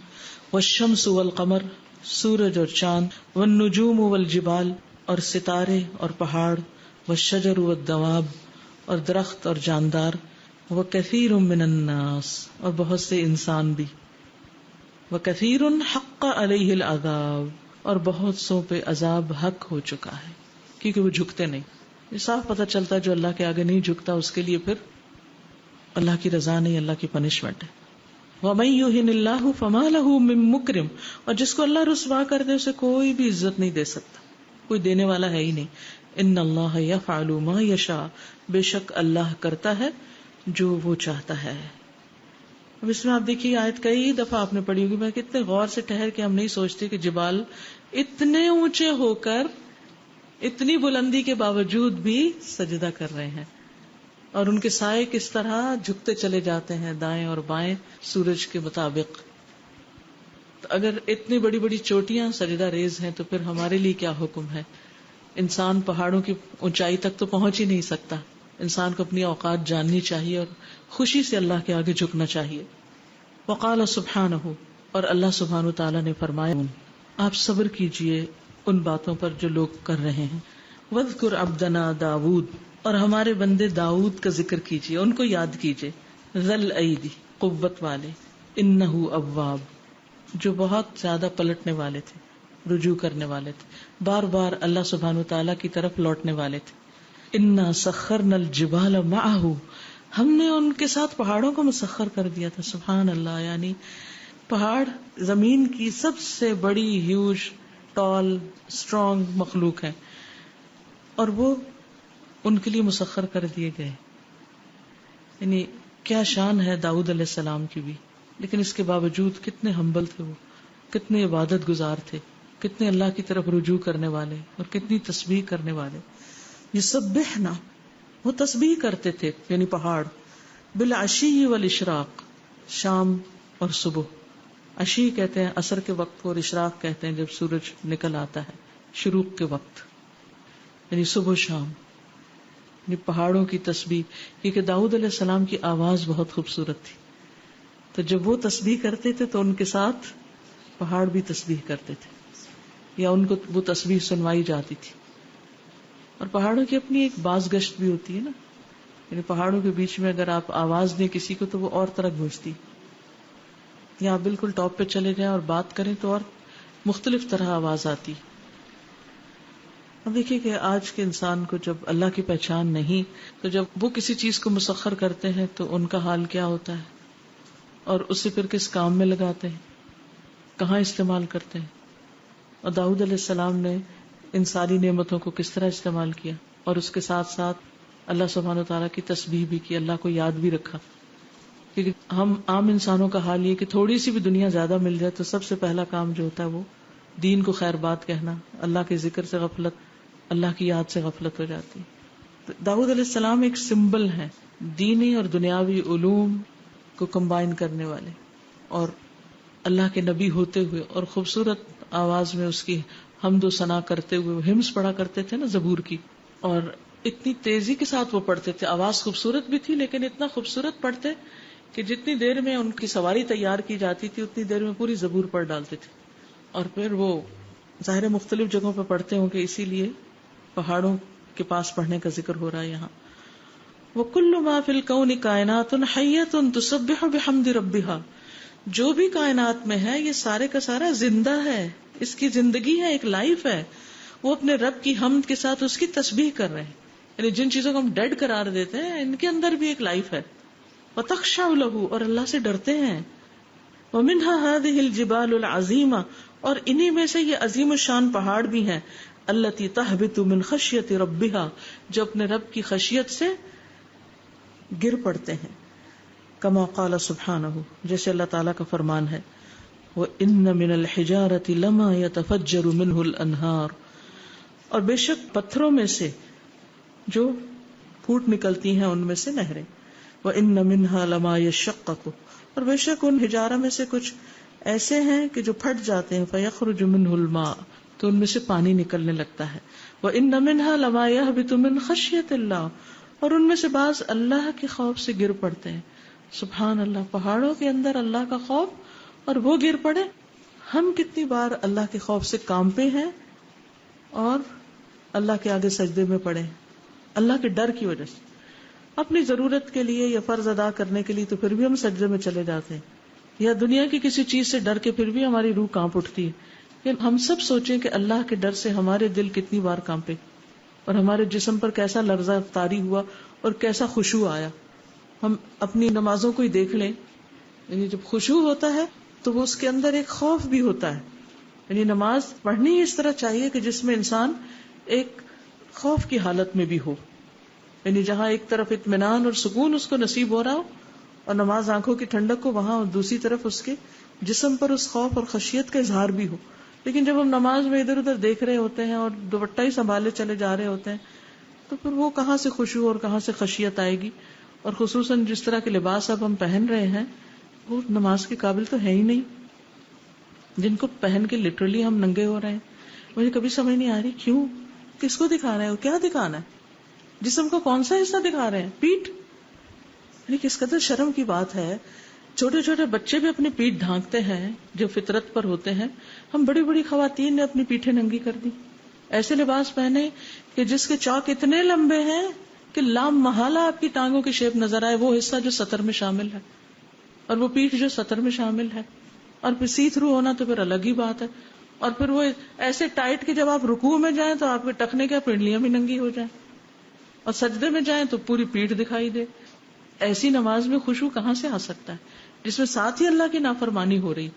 کیا اللہ سبحانہ وتعالیٰ اس وقت ہماری طرف نظر بھی اٹھا کے دیکھتا ہوگا کہ جب ہم ایسے ڈریس میں ہوں کہ جس کو غضبناک کر رہا ہو؟ تو اس میں آپ دیکھیے کہ ہم سب کو غور و فکر کرنے کی ضرورت ہے. کیونکہ پھر دیکھیے نا، خشیت تو دل میں ہوتی ہے نا، جب دل میں ہوگی تو لباس سے بھی ظاہر ہوگی، جب دل میں ہوگی تو نمازوں سے بھی ظاہر ہوگی، جب دل میں ہوگی تو ہر چیز کے اندر پھر لوگوں کے ساتھ لین دین، ریلیشن شپ، اپنی ذمہ داریوں کی ادائیگی، ان سب چیزوں کے اندر وہ آئے گی. چونکہ اللہ کی قدرت اور عظمت کی پہچان ہی نہیں، نہ وہ ڈر ہے نہ فکر ہے. لہٰذا عبادات ہوں یا معاملات ہوں یا گفتگو ہو یا اخلاق ہو یا معاملہ، کسی چیز میں پھر وہ خشیت نہیں ہوتی. اب پہاڑوں کا تو یہ عالم ہو کہ وہ اللہ کے ڈر سے گرے پڑ رہے ہیں اور ہمارا یہ ہو کہ ہم اکڑے ہوئے ہیں، بات سن کے ہی نہ دیں، جھکے ہی نہ، اپنے اندر کوئی تبدیلی ہی نہ لائیں. جی استاذہ، یہ جو بات ہو رہی ہے نا خشیت کی، پہاڑوں کے گرنے کی، تو ایک نظارہ ہم نے دیکھا کہ بہت بڑا سا پہاڑ تھا اور اس کے اوپر بہت ہی بڑا ایک راک، جائگینٹک ہیومنگس، بہت بڑے سائز کا راک، اور وہ پہاڑ بالکل سٹیپ تھا. اس کے اوپر وہ آدھے رستے پہ آ کے رکا ہوا ہے.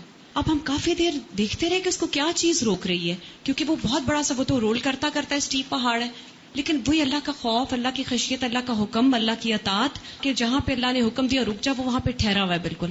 پھر وہاں پہ بڑے بڑے پہاڑ گر جاتے ہیں لینڈ سلائڈنگ کی وجہ سے. تو لوگ کہتے ہیں جی لینڈ سلائڈنگ ہوگی تو وہ تو اللہ کی خشیت سے گرتے ہیں، روڈز بلاک ہو جاتی ہیں کتنے کتنے دن. انسان سوچ بھی نہیں سکتا کتنا بڑا پہاڑ کیسے گر گیا آن کی آن پہ. ہم اس کے نیچرل ریزنز تو تلاش کرتے رہتے ہیں، لیکن یہ خشیت کی ریزن تو اللہ نے بتائی ہے جس نے ان کو پیدا کیا ہے، اور وہ گواہی دے رہا ہے کہ پہاڑوں کے اندر اللہ کا خوف موجود ہے. لیکن انسان پھر پہاڑوں سے بھی زیادہ سنگ دل ہو جاتا ہے جب اس کے اندر خشیت نہیں ہوتی. وَمَا اللَّهُ بِغَافِلٍ عَمَّا تَعْمَلُونَ، اور اللہ اس سے غافل نہیں جو تم عمل کر رہے ہو. پہاڑوں کے عمل سے بھی اللہ واقف ہے اور تمہارے اعمال سے بھی اللہ واقف ہے.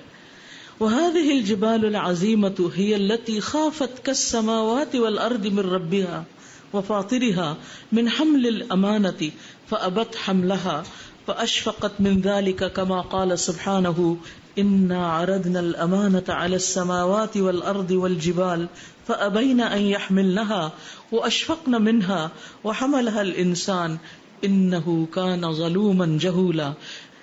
وَهَذِهِ الْجِبَالُ الْعَظِيمَةُ، اور یہ عظیم الشان پہاڑ، یہ وہ ہیں التی خافت، جو ڈر جاتے ہیں، کالسماوات والارض، جیسے آسمان و زمین میں خشیت ہے، من ربها، اپنے رب کی، وفاطرها، اور اپنے پیدا کرنے والے کی، من حمل الامانتی، امانت کا بوجھ اٹھانے سے، فابت حملها، تو انہوں نے اس کو اٹھانے سے انکار کر دیا، واشفقت من ذلك، اور اس سے ڈر گئے، کما قال سبحانہ، جیسے اللہ تعالیٰ کا فرمان ہے، انا عرضنا الامانۃ علی السماوات والارض، ہم نے امانت کو آسمان و زمین پہ پیش کیا، والجبال، اور پہاڑوں پہ بھی کیا کیونکہ ہیوج ہیں، فابین ان یحملنها، انہوں نے اٹھانے سے انکار کر دیا، واشفقن منها، اور سب ڈر گئے اس سے. یہ انسان کو جو اللہ نے چوائس دی، آزادی دی، اختیار دیا، اس اختیار کو اختیار کرنے سے وہ سب ڈر گئے. وحملها الانسان، انسان نے اس کو قبول کر لیا. فضل بعدها على بعد، اللہ سبحانہ تعالیٰ نے زمین میں جو پہاڑ ہیں ان میں فرق رکھا ہے، اور ان میں سے بعض کو بعض پر فضیلت دی ہے. یہ بھی اللہ سبحانہ تعالیٰ کی ایک سنت ہے. انسان ہو، جانور ہو، پہاڑ ہو، نباتات ہو، فروٹس ہو، زمین ہو، ہر چیز میں سے بعض کو بعض پر، مہینے ہوں، دن ہوں، جیسے ہفتے میں سے جمعے کو فضیلت دی، مہینوں میں سے رمضان کو دی، اسی طرح راتوں میں سے لیلۃ القدر کو دی، دنوں میں سے عشرہ ذوالحج کو دی. تو یہ اللہ سبحانہ تعالیٰ کا ایک قاعدہ ہے کہ وہ سب چیزوں کو ایک جیسا نہیں بناتا، ان میں اونچ نیچ رکھتا ہے. تو پہاڑوں میں بھی اس نے رکھا، سبحان اللہ.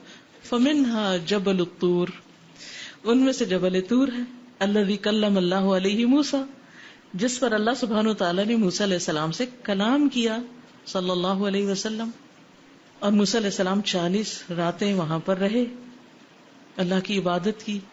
ومنها الجبل الذي تجلى ربه فصاخ وتدكتك من عظمت اللہ، اور اس میں سے وہ پہاڑ بھی ہے جس پہ اللہ تعالیٰ نے تجلی کی اور وہ دب گیا اور ٹکڑے ٹکڑے ہو گیا. تدکدکا، دکن دکا آتا نا، من عظمت اللہ، ریزہ ریزہ ہو گیا اللہ کی عظمت سے، اللہ کے ڈر سے.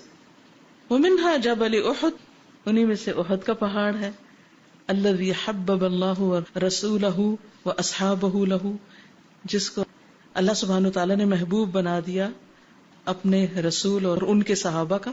یعنی جبل احد جسے اللہ نے رسول اللہ صلی اللہ علیہ وسلم اور ان کے صحابہ کے لیے محبوب بنا دیا، کیونکہ آپ جب تشریف لے گئے تو آپ نے صحابہ سے فرمایا کہ یہ پہاڑ ہم اس سے محبت کرتے ہیں، ہم سے محبت کرتا ہے، یعنی جنت کے پہاڑوں میں سے ہے.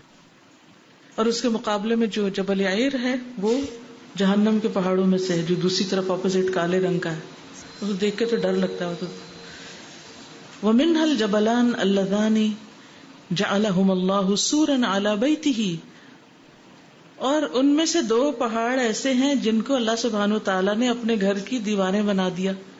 وَجَعَلَ الصَّفَا فِي ذَيْلِ أَحَدِهِمَا وَالْمَرْوَةَ عَلَى ذَيْلِ الْآخِرِ، جس میں سے صفا کو ایک اینڈ پہ رکھا اور دوسرے اینڈ پر، ذیل کا مطلب ٹیل بھی ہوتا ہے اور اینڈ بھی ہوتا ہے، ایک اینڈ پہ صفا کو رکھا اور دوسرے پہ مروہ کو رکھا، اس کی حد بندی کر دی. ومنها جبل عرفات، ان میں سے عرفات کا پہاڑ بھی ہے. فللہ کم ينزل علیہ من الرحمات، سبحان اللہ، اس پر کتنی رحمتیں نازل ہوتی ہیں. والعفو عن الذنوب العظام فی یوم عرفہ، اور عرفہ کے دن وہاں کتنے ہی گناہوں کی معافی ہوتی ہے جو بڑے بڑے گناہ ہوتے ہیں. ومنها جبل حراء، انہی میں سے حراء بھی ہے، الذی کان رسول اللہ صلی اللہ علیہ وسلم یخلو فیہ بربہ، وہ پہاڑ جس میں رسول اللہ صلی اللہ علیہ وسلم اپنے رب کے ساتھ تنہا ہوتے تھے، خلوت اختیار کرتے. حتی اکرمہ اللہ بالرسالۃ فی ذلک الغار، یہاں تک کہ اللہ سبحانہ تعالیٰ نے اس غار میں، غار حراء میں، جبل نور ہے لیکن غار حراء، اس میں اللہ سبحانہ تعالیٰ نے ان کو رسالت عطا کی. اسی طرح جبل ثور بھی ہے، یہاں انہوں نے ذکر نہیں کیا، لیکن جبل ثور بھی بڑے اہم پہاڑوں میں سے، جہاں رسول اللہ صلی اللہ علیہ وسلم نے پناہ لی تھی ہجرت کے وقت.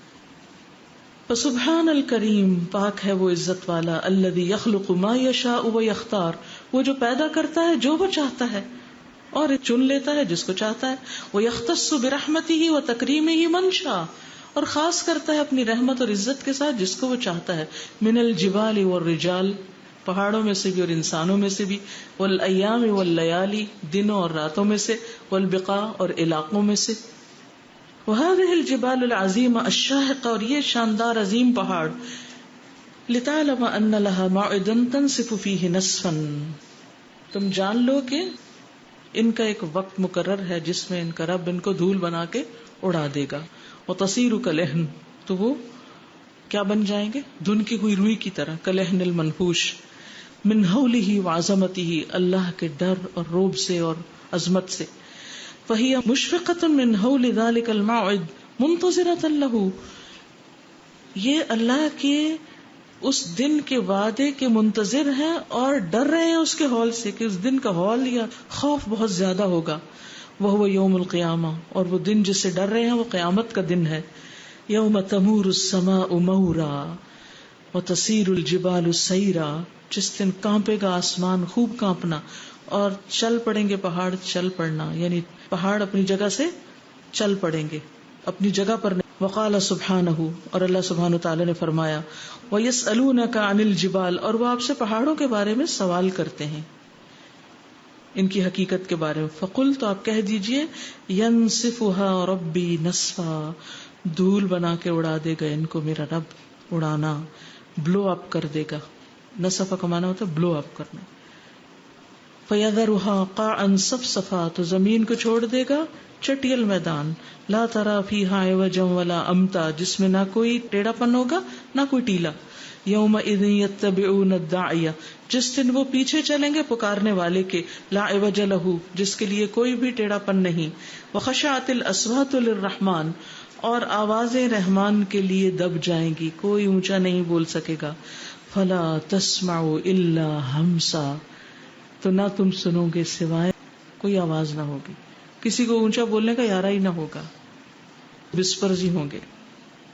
وهذه الجبال العظیمة مع شدتها وصلابتها، اور یہ عظیم پہاڑ اب سختی اور مضبوطی کے باوجود، اخبر عنها خالقها، ان کے بارے میں ان کے خالق نے خبر دی، انه لو انزل علیها کلامه، کہ ان پر اگر وہ اپنا کلام یعنی قرآن اتارتا، لخشعت وتصدعت من خشیت اللہ، تو وہ دب جاتے پھٹ جاتے اللہ کے خوف سے. کما قال سبحانہ، جیسے اللہ تعالیٰ کا فرمان ہے، لو انزلنا هذا القرآن على جبل لرأيته خاشعا متصدعا من خشیت اللہ وتلك الامثال نضربها للناس لعلهم يتفکرون. اور اگر ہم اتارتے اس قرآن کو پہاڑ پر، تم دیکھتے اس پہاڑ کو کہ دب گیا ہے پھٹ گیا ہے اللہ کے خوف سے. اور یہ مثالیں ہم انہیں لوگوں کے لیے بیان کرتے ہیں تاکہ وہ کچھ غور و فکر کریں، سوچیں سمجھیں، توجہ دیں. کیا توجہ ہے اس میں، یہ بتائیے، اس میں توجہ کے قابل کیا بات ہے؟ اس مثال سے ہمیں کیا سیکھنے کی ضرورت ہے؟ جب پیچھے ہم نے جو پڑھا 840 پہ، وَكُلُّ مَا فِي الْكَوْنِ، کائنات میں حَيَّةٌ تُسَبِّحُ بِحَمْدِ رَبِّهَا. یہ تو کنسپٹ کلیئر ہوا کیونکہ میں اس لائن پہ اٹک گئی.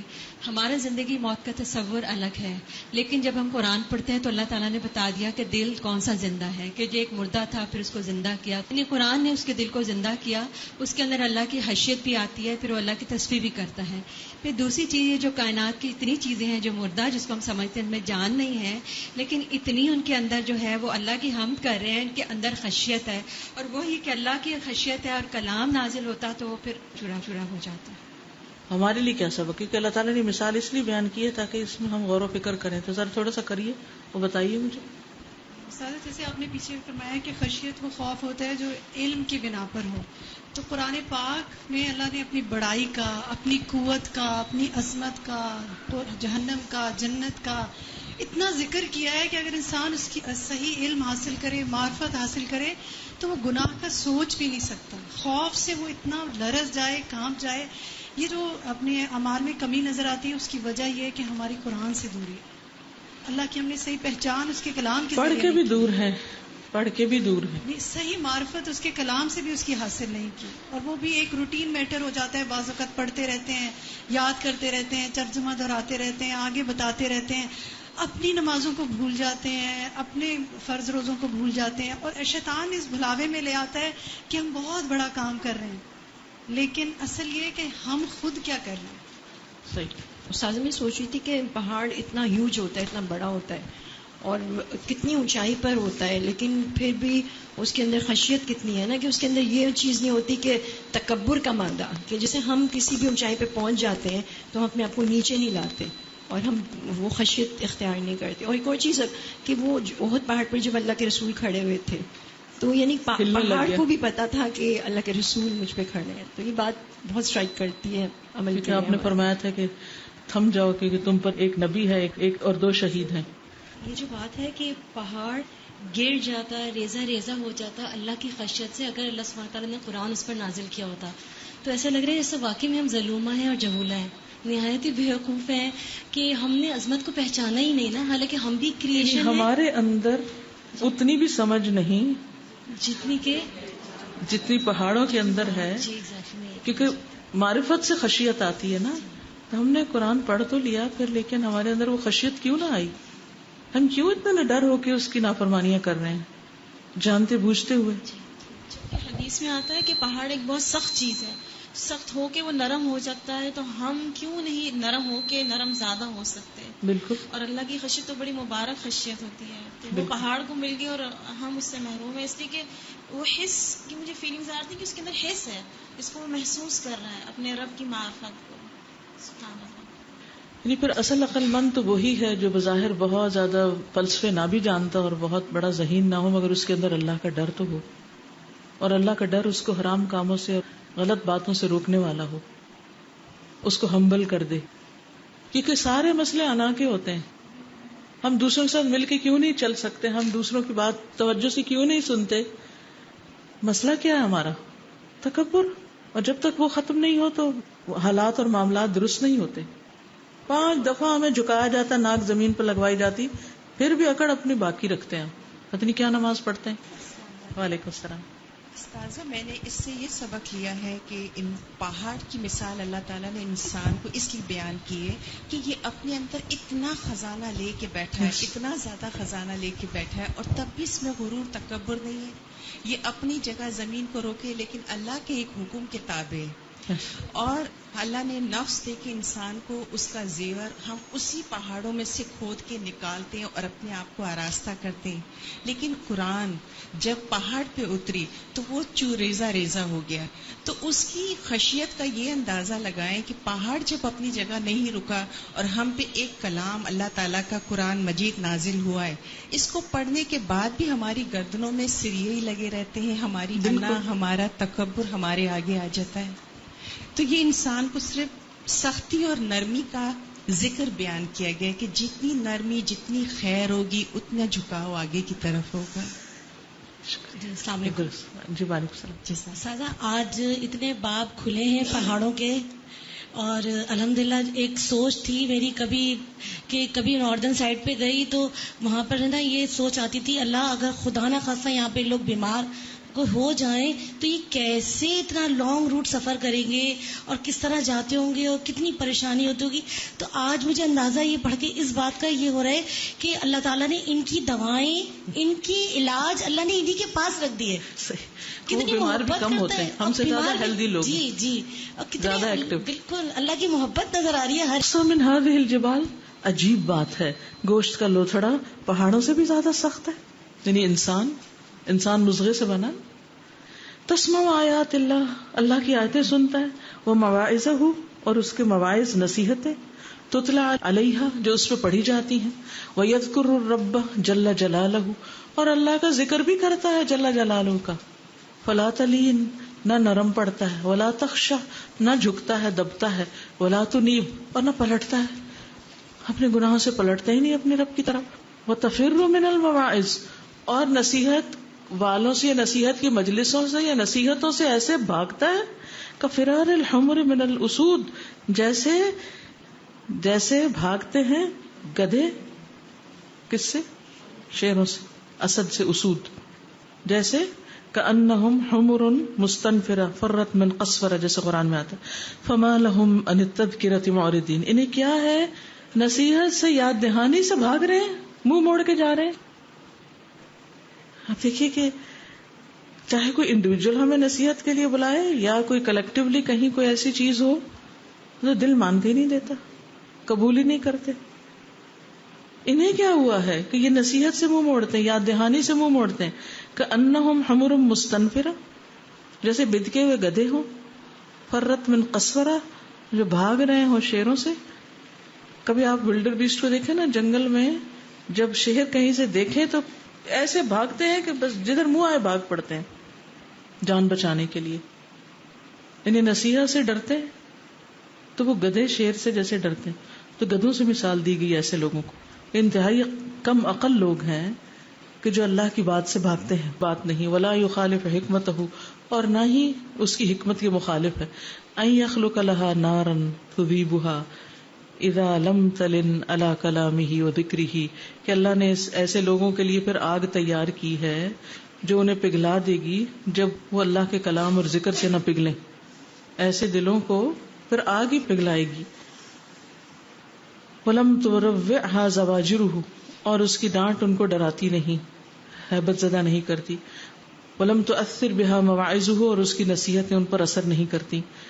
انما لم یلن للہ قلبہ فی ہذہ الدار، جس کا دل اس دنیا میں، دار سے مراد یہاں دنیا کا گھر ہے، اس دنیا میں جس کا دل اللہ کے لیے نہیں نرم ہوا، نہیں پگھلا.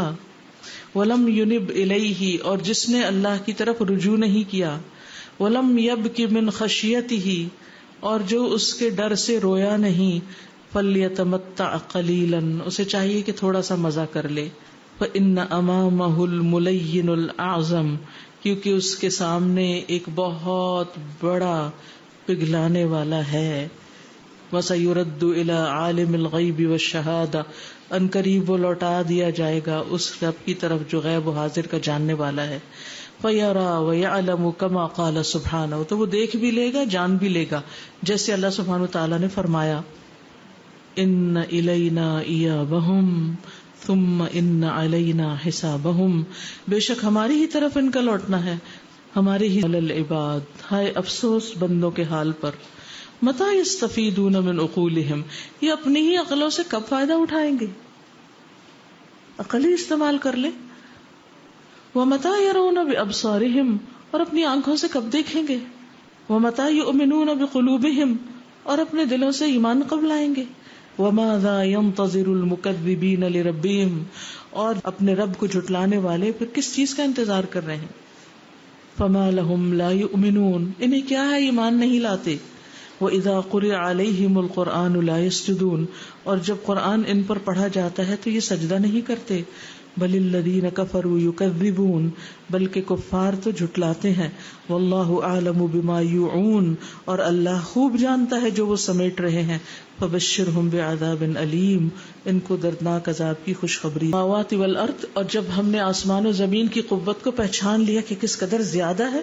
وقوت الملائکۃ العظام، اور بڑے بڑے فرشتوں کی قوت کو. جبریل علیہ السلام کو جب دیکھا تھا نبی صلی اللہ علیہ وسلم اصل شکل میں تو پورا افق ڈھانپا ہوا تھا انہوں نے. وقوت المیاہ، پانی کی قوت. والریاح، اور ہواؤں کی. وقوت البحار والجبال، اور سمندروں اور پہاڑوں کی قوت. فکم تکون قوت الجبار الذی خلق هذه المخلوقات، تو اس جبار کی قوت کیا ہوگی جس نے ان سب قوتوں کو پیدا کیا، ان سب مخلوقات کو پیدا کیا اور ان کی قوت اس میں رکھی. وکم سعت خزائنہ، کتنی وسعت ہے اس کے خزانوں کی. التی، وہ جو وسعت هذه المخلوقات العظام، جو چھائی ہوئی ہے، یعنی جیسے کہتا ہے وسع کرسی السماوات والارض، تو وسیع ہونے میں چھانے کا معنی میں پایا جاتا ہے. یعنی ان مخلوقات کو جس نے ڈھانپا ہوا ہے یا جو ان مخلوقات کے اندر پائی جاتی.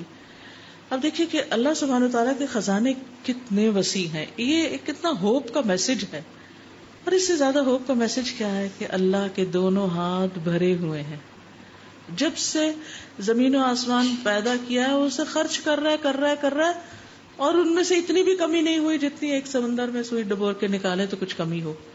جس کے دونوں ہاتھ بھرے ہوئے، جس کے ساری مخلوقات کے خزانے اتنے زیادہ وسیع ہیں، پھر اس سے مانگ کے ہم مایوس کیسے رہ سکتے؟ اور کیا نہ مانگا جائے، ہر چیز تو مانگی جا سکتی. کوئی بھی ہم اور غم اور پریشانی اور کسی بھی چیز کی زندگی میں کمی ہے، وہ سب کچھ اس کے پاس ہے، سب دے سکتا ہے. ربنا لا تؤاخذنا بما فعل السفهاء منا، اللہ ہمیں نہ پکڑنا اس کی وجہ سے، اس کی بدولت جو ہم میں سے کچھ بے وقوف لوگوں نے کیا. اتہلکنا بما فعل السفهاء منا، جسے موسیٰ علیہ السلام نے اس وقت جب وہ 70 لوگوں نے کہا ہم اللہ کو دیکھنا چاہتے ہیں، اور وہ پھر اس سے تجلی سے وہ سب مر گئے، تو موسیٰ علیہ السلام نے دعا کی تھی ان الفاظ کے ساتھ کہ اللہ کیا ان بے وقوفوں کی وجہ سے آپ ہم سب کو بھی ہلاک کر دیں گے؟ ان ہی الا فتنتک، یہ تیری آزمائش ہے. تضل بها من تشاء وتهدی من تشاء، اس کے ذریعے تو جسے چاہتا ہے گمراہ کر دیتا ہے اور جسے چاہتا ہے ہدایت دیتا ہے. انت ولینا، تو ہی ہمارا مولا ہے. فاغفر لنا، تو ہمیں بخش دے. ورحمنا، ہم پہ رحم فرما. وانت خیر الغافلین، اور تو بہترین ہے. کیا جو ہمارا موڈ نہیں ہے نماز کا، ہمارے اندر خشیت نہیں ہے because of the external environmental conditions, لیکن پہاڑ کے کتنے کنڈیشن سے گزر رہا ہے، کتنے ٹیمپریچر سے، کتنی چیزوں سے، لیکن پھر بھی خشیت ہے، پھر بھی وہ اللہ کے آگے وہ اپنے کام میں لگا ہوا ہے. ہم اتنا جلدی اپنے موڈ آف کر کے ایکسکیوزز بنا دیتے ہیں کہ ہم کر نہیں سکتے. جو مجھے بار بار یاد آتا ہے، آپ بہت ذکر کرتی ہیں لباس کا، کہ ایک جو بہت آبویس چیز ہے جو دکھاتی ہے کہ ہم اللہ سے کتنا ڈرتے ہیں، کیونکہ اللہ نے جو کہا ہے آریات و کاسیات کو قیامت کی نشانی میں سے، تو کیا ہم قیامت کی نشانیاں بننا چاہتے ہیں؟ ہم کبھی سوچتے نہیں ہیں. مطلب ہم اتنے سلیو ہو گئے ہیں فیشن کے، بھائی ہم ماڈیفائی کر لیں نا اس کو. عقل ہے، سب کچھ ہے، لیکن ہم اللہ کو ناراض کر کے معاشرے کو خوش یا اپنے سیلف امیج کو خوش یا وٹ ایور جو ہمارا اپنا سیلف امیج ہے، ہم اتنی وہ بھی میں کہتی ہوں عقل پہ کیسا پردہ پڑا کہ ایسی چیزیں دیکھ کے صرف مسخ شدہ ذہنیت کو ہی خوشی ہو سکتی ہے. کسی کا سطر دیکھ کے، کسی کا ننگا پن دیکھ کے انسانی جو اصل فطرت ہے وہ تو خوش نہیں ہوتی. جی ہاں، یہ سب سے اہم نقطہ ہے جو ہم سب کو سمجھنا چاہیے. اللہ سبحانہ وتعالیٰ جب آدم اور حوا سے ناراض ہوئے تھے، کس بنا پر؟ ایک پھل کھایا تھا جس سے منع کیا گیا تھا. تو اس ناراضگی میں سب سے پہلے کیا نعمت ان سے لی گئی تھی؟ لباس لے لیا گیا تھا. یہ اللہ کی ناراضگی کی علامت ہے کہ کسی عورت کو اپنا سطر ڈھانکنے کی توفیق نہ ہو. اللہ اس سے خوش نہیں ہو سکتا. کسی بھول میں نہ رہیے. اللہ نے دنیا میں لے لیا، آخرت میں کہاں سے ملے گا؟ یہ معمولی بات نہیں ہے. ایک طرف ہم نماز روزہ کریں، اپنی عبادات کریں، دوسری طرف اللہ کی ناراضگی کے کام کریں، اور پھر اس کو نماز روزے میں بھی پرواہ نہ کریں، روزہ رکھ کے بھی وہی پہنے، نماز پڑھتے بھی وہی پہنے. اللہ نے ہمیں عقل دی ہے نا. ہم شیشے کے سامنے کھڑے ہوتے ہیں نا، پنکھا چلا کے شیشے کے سامنے کھڑے ہو کے اپنا امیج دیکھیں کہ دوسروں کو کیا دکھائی دے رہے ہیں آپ. وہ جو کپڑوں کے دامن اڑتے ہیں یا آگے یا پیچھے سے، تو پھر آپ دیکھیے نظر کیا آتا ہے. آپ خود تو گناہگار ہیں یا اوروں کو بھی کرے رکھتے ہیں، کیونکہ یہ حصہ تو عورتوں کے سامنے بھی اس طرح نہیں کھلنا چاہیے. نظر پھیر لیں، کیا کریں؟ منکر ہے پیار سے سمجھاتے جائیں، دل میں اللہ کا خوف پیدا کریں. خالی اس سے بھی فرق نہیں پڑے گا. میں یہ بات اس لیے یہاں کر رہی ہوں کہ ہم نے خشیت کی بات کی، تو پھر ہماری خشیت کہاں ہے؟ کیونکہ خشیت ہوگی تو لباس تبدیل ہوگا، خشیت نہیں ہوگی لباس تبدیل نہیں ہو سکتا، کیونکہ انسان اپنی خواہشات کا غلام ہے. اور قرآن مجید میں کیا آتا ہے؟ وَنَهَى النَّفْسَ عَنِ الْهَوَىٰ فَإِنَّ الْجَنَّةَ هِيَ الْمَأْوَىٰ، جس نے اپنے نفس کو خواہش سے روک لیا، جنت اس کا ٹھکانہ ہے. کیونکہ جنت مکارے سے ڈھانپی گئی ہے اور جہنم خواہشات سے ڈھانپی ہوئی ہے. تو آج ہمیں صرف وہ نہیں کرنا جو ہماری خواہش ہے کہ اب تو شادی ہے، اب تو پارٹی ہے، اب تو یہ ہے، اب تو سارے ایسے کریں، میں بھی ذرا کر لوں. تھوڑا سا دکھانے میں کیا حرج ہے؟ بس ایک ہی دن کی تو بات ہے. اگر وہی ایک دن اللہ نہ مٹائے ہمارے اعمال میں، اس پھر ہم کیا کریں گے؟ کیوں ہم ڈٹائی پہ اترے ہوئے ہیں؟ کیوں آخر سب کچھ پڑھ لکھ کے گنوا رہے ہیں؟ کیوں؟ کس سے ڈرتے ہیں؟ لوگوں سے. پہاڑ تو اللہ سے ڈرتے ہیں اور ہم لوگوں سے ڈرتے ہیں. پھر عقل مند کون ہے؟ جن کو ہم سمجھتے ہیں ان کی عقل نہیں ہے، وہ ہم سے زیادہ عقل مند ہے.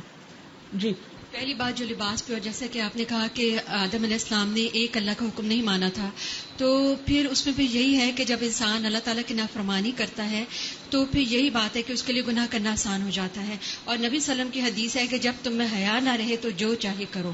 تو وہی بات ہے کہ پھر وہ ایک سائیکل چل پڑتا ہے, پھر انسان کی وہ سب جو اس کے لیے حس ختم ہو جاتی ہے, حس ختم ہو جاتی ہے, حس مر جاتی.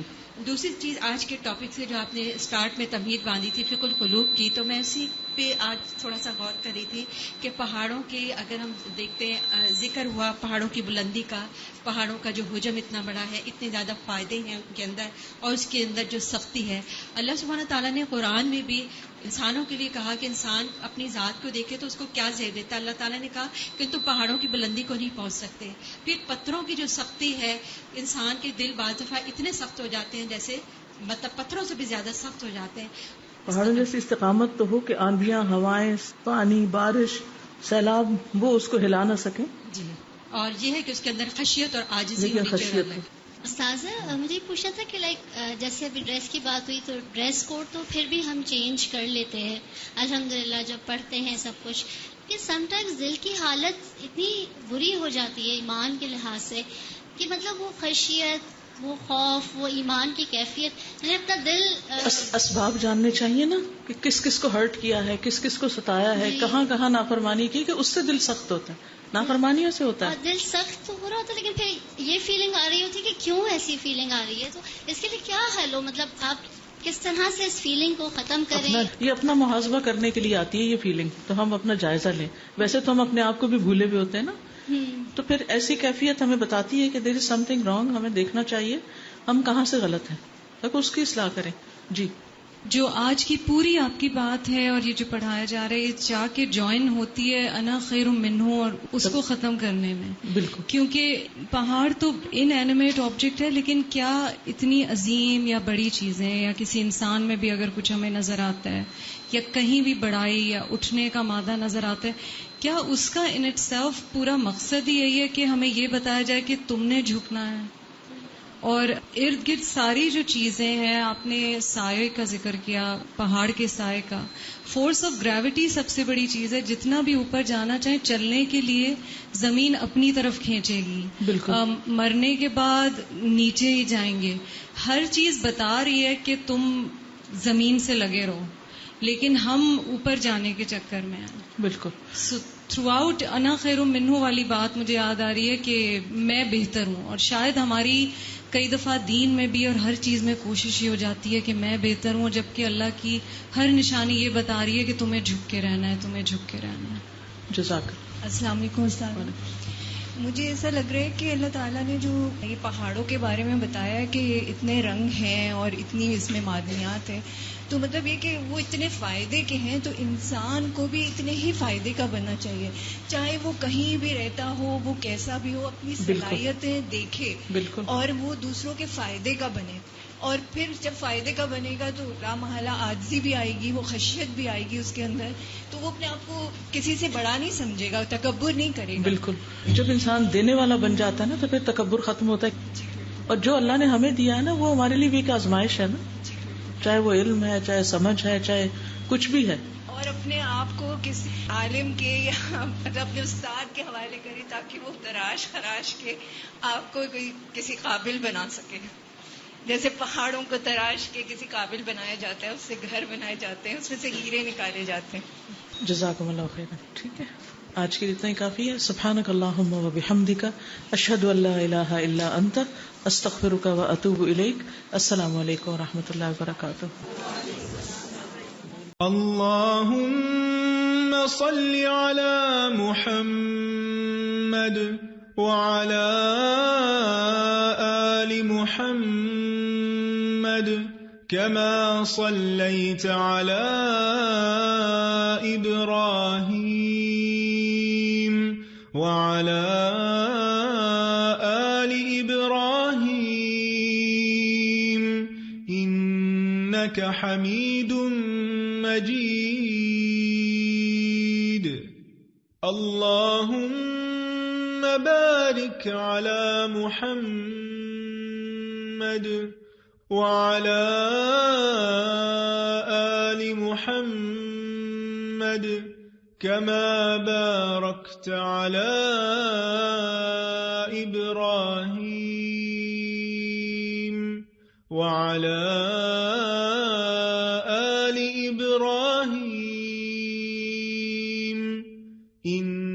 إنك حميد مجيد